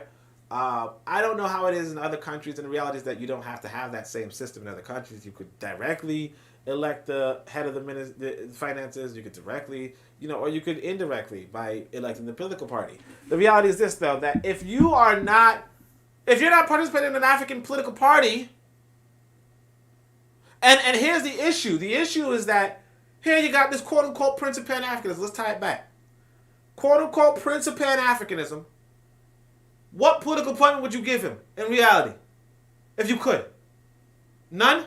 Well, who would you give any political appointments to? Because I'll tell you guys the truth. I'll tell you the truth. I speak with people. People will tell me, hey, look, I don't, right now, for instance, let's say, like example would be Haiti. Haiti is a country that's kind of on the decline, if you will. A country that needs leadership, needs good leadership, right? Can anybody name who would make a good leader in Haiti? A good eligible leader in Haiti? We're not propagating a political message, a political ideology. 1. 2, we don't even have an apparatus for installing our own, if you will, political allies. We don't even have that apparatus. It's sad. It's sad. It's disappointing. It's terrible. And I want you to understand what I just told you. After that, I just want to finish off with this one. This is the usual suspects. This is just another one of those, damn freaking, let me see what the comments are like. When Onitaset says the EFF is trying to spread to other African countries, that's good. It has branches in South Africa, Eswatini, Lesotho, Namibia, and Zimbabwe, so that's good. Real Black Gentleman says, so you're saying Africa needs transnational political organizations? Absolutely. I want to point out this too. When we talk about the EFF, I like the EFF. I like them. I think that they're probably if I could, I would go and say, let me go work with this EFF. So that sounds good, right? But y'all know me. Y'all know me at this point. I'm a little bit radical. Not radical, but, you know, I'm a little different. I realize this. If I were being honest, I want a political party that suits the political vision that we have. Okay? That suits the political vision that we have. And it's incumbent upon you. Now, let's say you don't share the same political vision as me. That's fine. What I want you to understand is this, though. If you don't share the same political vision as me, and I don't share the same political vision as you, or you don't share the same political vision as EFF, and EFF doesn't share the same political vision as you, that EFF candidate, therein lies the trouble. Therein lies the trouble. You know, at the end of the day, you have to have a political vision, and it has to be such a vision that, that's broad enough. But it has to be broad enough. So, like, what I mean by broad enough is this: what I mean is this. I'll say it this way: you don't have to have the identical political vision, okay? But you have to have some sort of political vision, right? We'll say it like this. The Democrats and the Green Party are both kind of liberal. They both have liberal left wings. They both have liberals. They both have capitalism, if you will, all that kind of stuff, right? They do not support each other. They are not the same party. They run against each other. They don't give a shit. They run against each other. They have one political vision, the other one has another political vision. What I want you to get is that we have to, as the quote-unquote Pan-African Nationalists, have a political vision and then promote that. We cannot look around and say, hey, this is close enough. Now, if it's close enough to the point where it's like, you know what, I like this shit, then sure. But you really got to enter the world stage representing who and what you are. Okay? Like I said, I like EFF. I don't really know them too deeply. I remember once upon a time thinking that it might be on a socialist tinge, right? Not to say that I'm like, some diehard capitalist or nothing. But it's just, I'm not a socialist either, right? What I'm saying is this. You want that political party, but like EFF is a good example, though. I'll say EFF is a good example. So, if nothing else, yeah, let's be serious about EFF. And that's after you do your due diligence, after you do your research. I haven't looked too deeply into it personally, so I couldn't tell you one way or the other. Mwena Watapa says Joshua and Nkomo made the same argument, right? There's a need for one party across multiple nations which pushes one agenda. Yep. Real Black Gentleman says it could happen based on fundamental ethnic characteristics if bias and prejudice could be minimized. Our African so-called tribes have more in common than are led on to believe. So I want you guys to get this too. It's really more so about political vision. It's really more so about political vision. What is the political vision that you have? Now I'll say this. Me not liking BANs. Me not liking. Me wanting trade and advanced economies and all that kind of stuff. That's part of my political vision. Okay? Me saying, hey, you know what? Energy costs and solar energy and modern agriculture and all that kind of stuff. That's part of my political vision. I'm not going to say that if there's a political party already like that, then that's fine. Let's go. Let's do it. Right? But I want you to understand, I guess I'll say it this way. In my mind, there's this demographic, if you will, called the Keru, or this population called the Ankobia, if you will, right? In my mind, there's this demographic called the Keru, and the Ankobia, right? And what they are about, or what we are about, is probably not something that's too common or too widespread, too popular right now. And so my thinking is that we have to develop that sort of political education, that sort of political ambiance, that sort of nuance. And then, of course, have representation across Africa and the diaspora.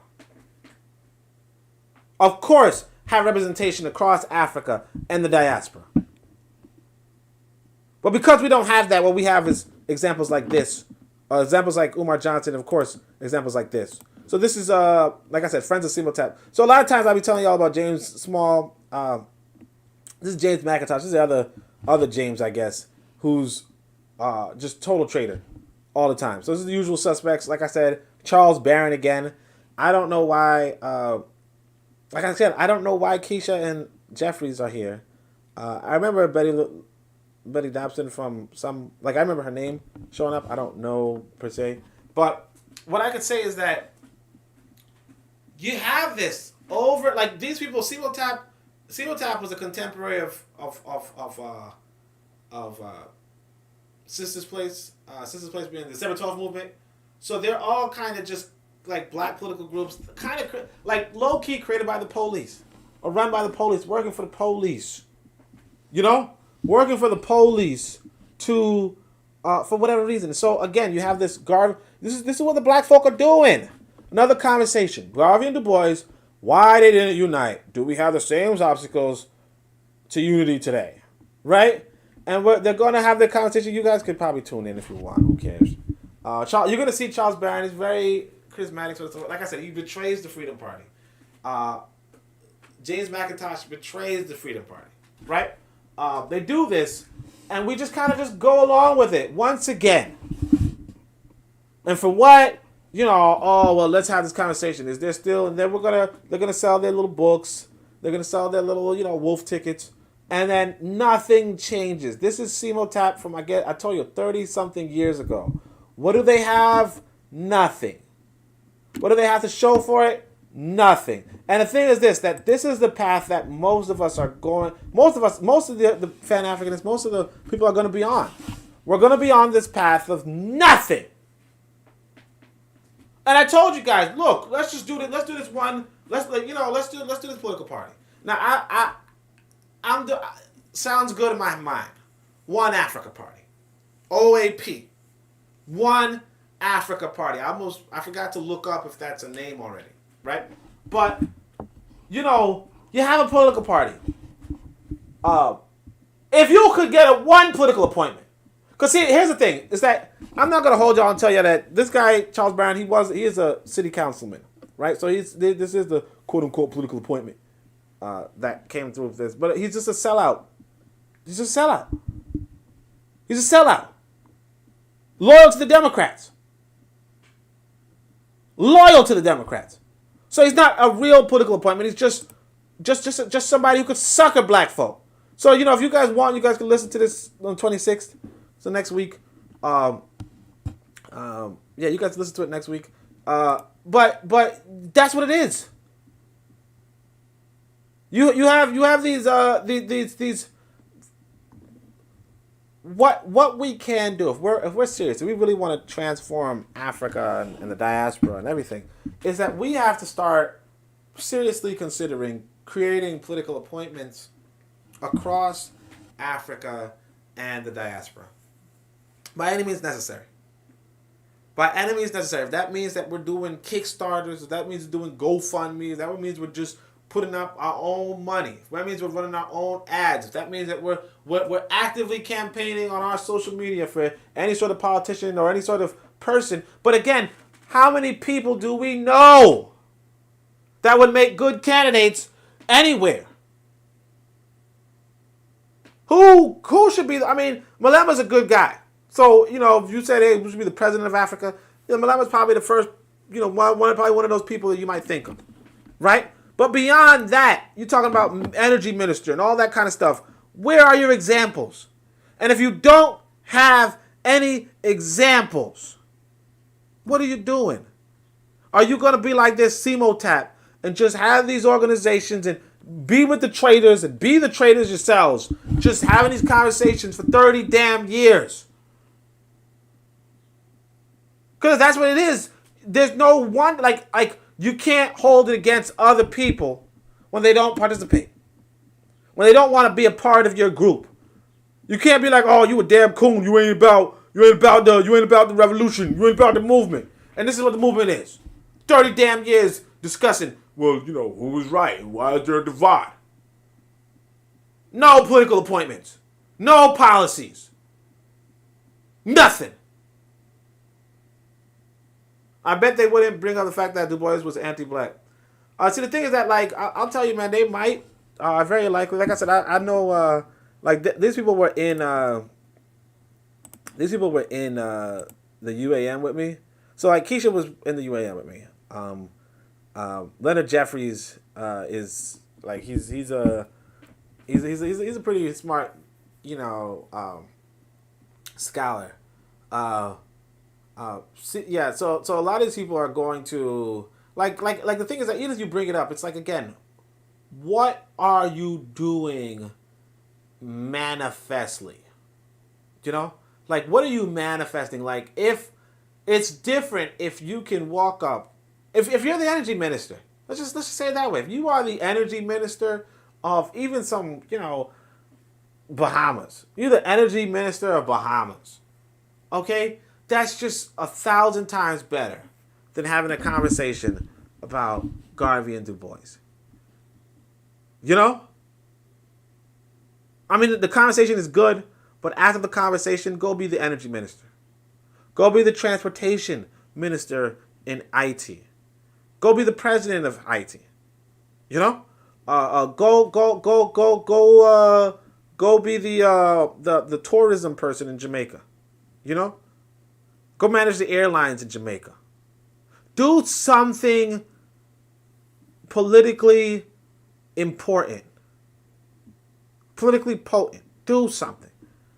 And if we don't do that, if we don't know the people, if we're not supporting the people, the human beings on this planet, if we don't know who is qualified, who has gone through our educational system, who understands the politics, like that Chinese lady did.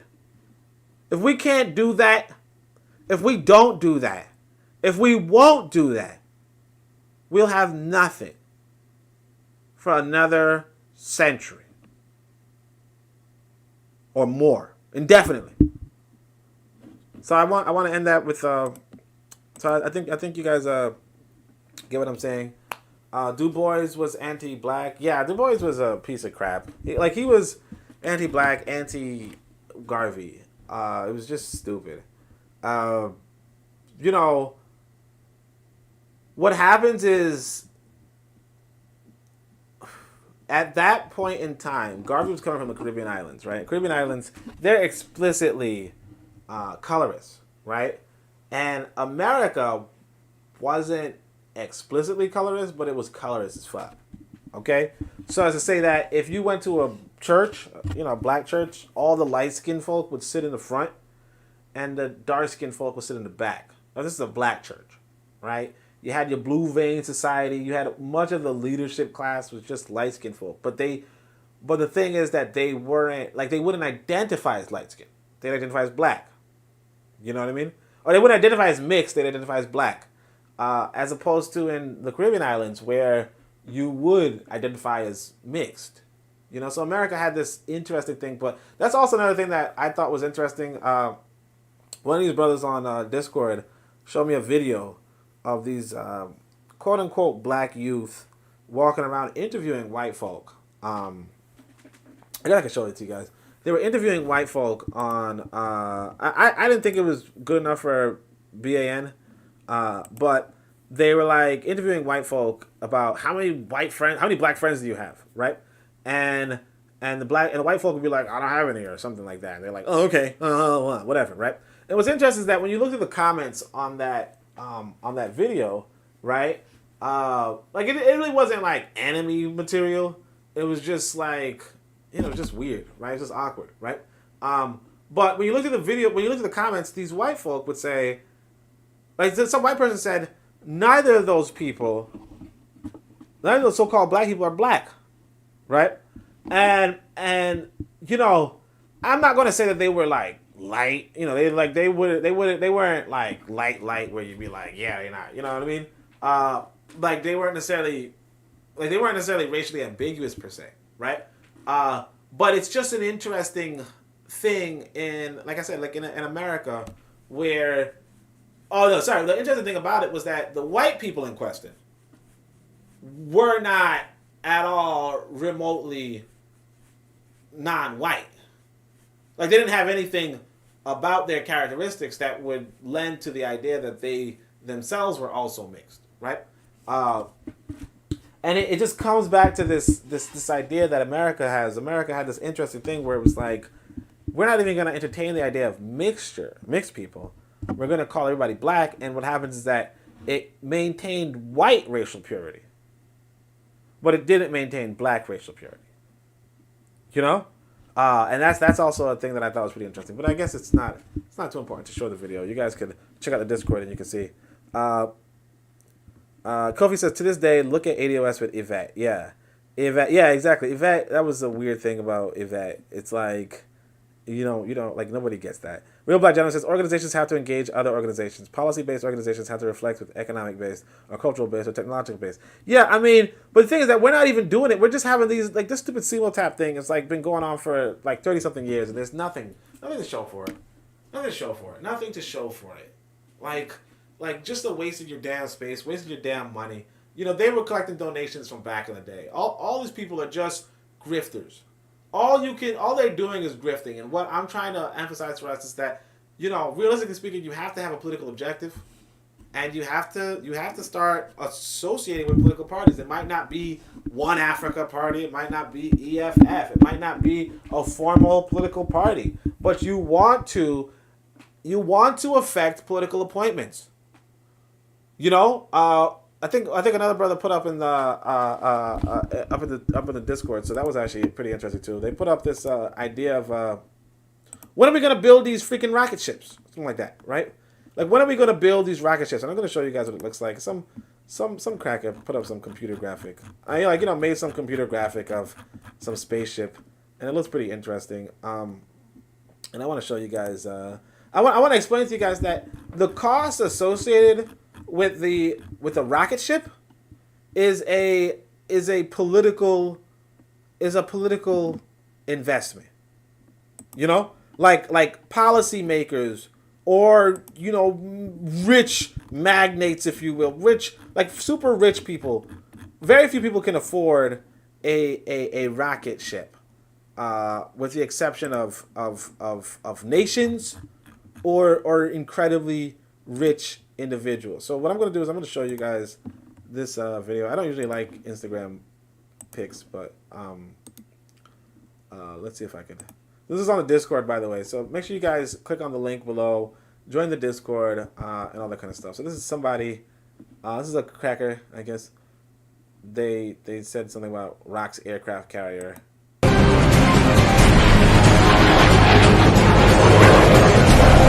So Blender is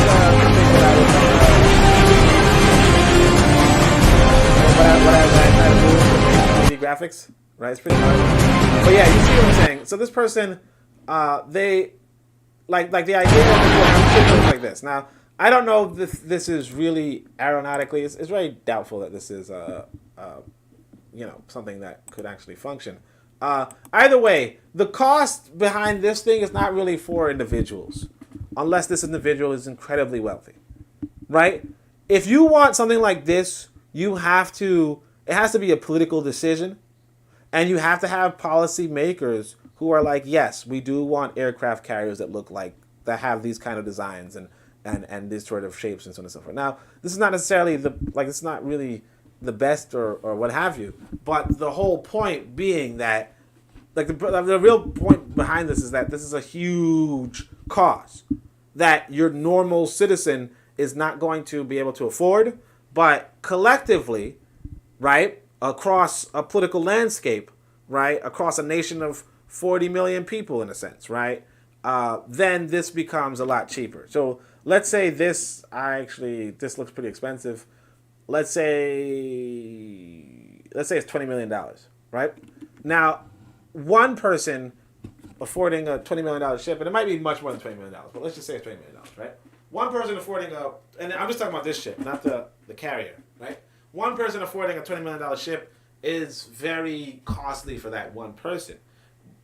For a handful of people, let's say 5 people, it's a little less costly. You could say that's $4 million a pop, right? But it's still, in the millions. If you have that kind of discretionary fund, and of course, for what reason would you want the ship? What reason would you want a fifth of a ship? Now, if it's across a population of 40 million people, right? That's like 50 cents a person. You understand? Okay, so now you can, if you collect 50 cents from 40 million people, you can afford a ship. And now, what is that ship for? What does it do? What's its purpose? What's its so on and so forth. This all comes down to the policy maker. You get what I'm saying? This all comes back to the policy maker. Why are we buying this ship? What is the purpose of this ship? Is it collecting resources somewhere? All that kind of stuff. So I want you guys to understand that you want to impact the policy of a people. Real Black Gentleman says you have to have a degree of differentiation and specialization, but in context of a superstructure. Yes, organized like an organism. The hand organization feeds the mouth organization. Yeah, exactly. Organization is the most important thing that we can do, but we're not doing it to any degree. And again, like I said, we're not identifying even, we have to remember organizations are human entities. So they're labor, they're human labor. So you have humans who are going to think about the management of the resources of the collective. That's what the politicians are. They're concentrating on the resources because they're going to collect the taxes. Now the taxes can go towards spaceships. The taxes could go to airships. They could go to water ships. The ships, right? It can go to getting resources from Finland. It can go to getting resources from Ethiopia. Go to get the resources from Gambia. It can. This is what that human labor is supposed to be. But you have to have the humans to have human labor. You have to have this management class. And there, of course, you're going to get a little paycheck. But what happens is that Wazungu sees that you are not seizing the opportunity to have control of the management class. And so Wazungu buys the management class. And then we call them Ascari and we call them puppets and all that kind of stuff. But we're not doing our due diligence of installing our own politicians. We're not telling, we don't even know if PLO Lumumba is a good candidate or not. But we're still not supporting him anyway. We're still not financing his political aspirations anyway. Ousmane Touré, we don't know if he's a good candidate per se, but we're not financing it anyway. We're not helping it anyway. We're not trying to figure it out anyway. We're not sending them any quizzes and all that sort of stuff. I'll admit, I one time saw these black folk in America, and they were like politicians, and they were sharing how they went through a sort of political training before becoming politicians. And they're certified in sort of political training that these white folks set up for them. It's just, there's so much involved in this white power political structure, and we are not doing nearly enough. But we consider ourselves to be the architects of this society, and that's where it's laughable. But outside of that, I think I've extended that narrative long enough. Appreciate y'all, family. Real Black Gentleman says flying aircraft supercarriers. Love it. Yep. It seems pretty cool. I'm not going to hold y'all. I can't do this in Blender just yet, but, hopefully someday. Well, I might never do that, honestly, but hopefully someday. Let me shout out to everybody who's been here. We have Real Black Gentleman, right? Real Black and Gentleman, right? Kofi. Kofi was here. Of course, Kofi is always welcome. Good brother. Bitter Medicine Podcast was here. Mona Matapa. I don't see too much Mona. I don't see Mona Matapa too often, but that's a great African civilization that we don't really study enough. So shout out to Mona Matapa for keeping that alive. Tanzan, of course, was here. Tanzan, gotta appreciate. KW Don 7 was here, so that's pretty good. And of course, last but not least, can't forget the good sister who doesn't like the word broke woke, but it is what it is. Lero was here. So that's pretty much the whole audience. Appreciate everybody for coming through. We had, let's see, at the top we had 13 concurrent viewers. Looks like we might be averaging 6, but that's fine. 6 are the best people on the planet.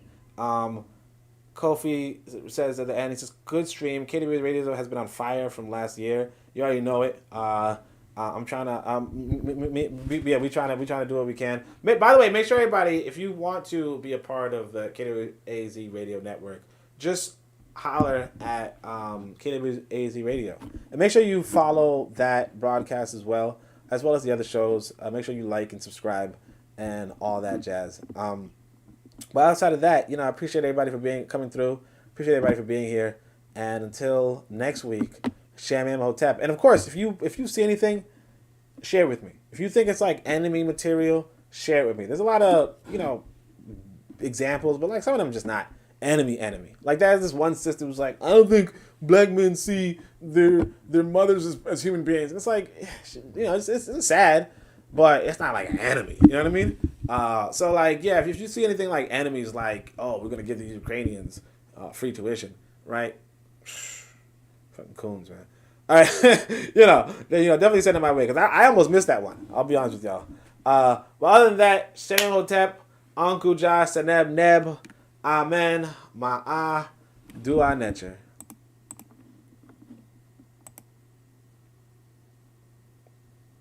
You might want a flagship.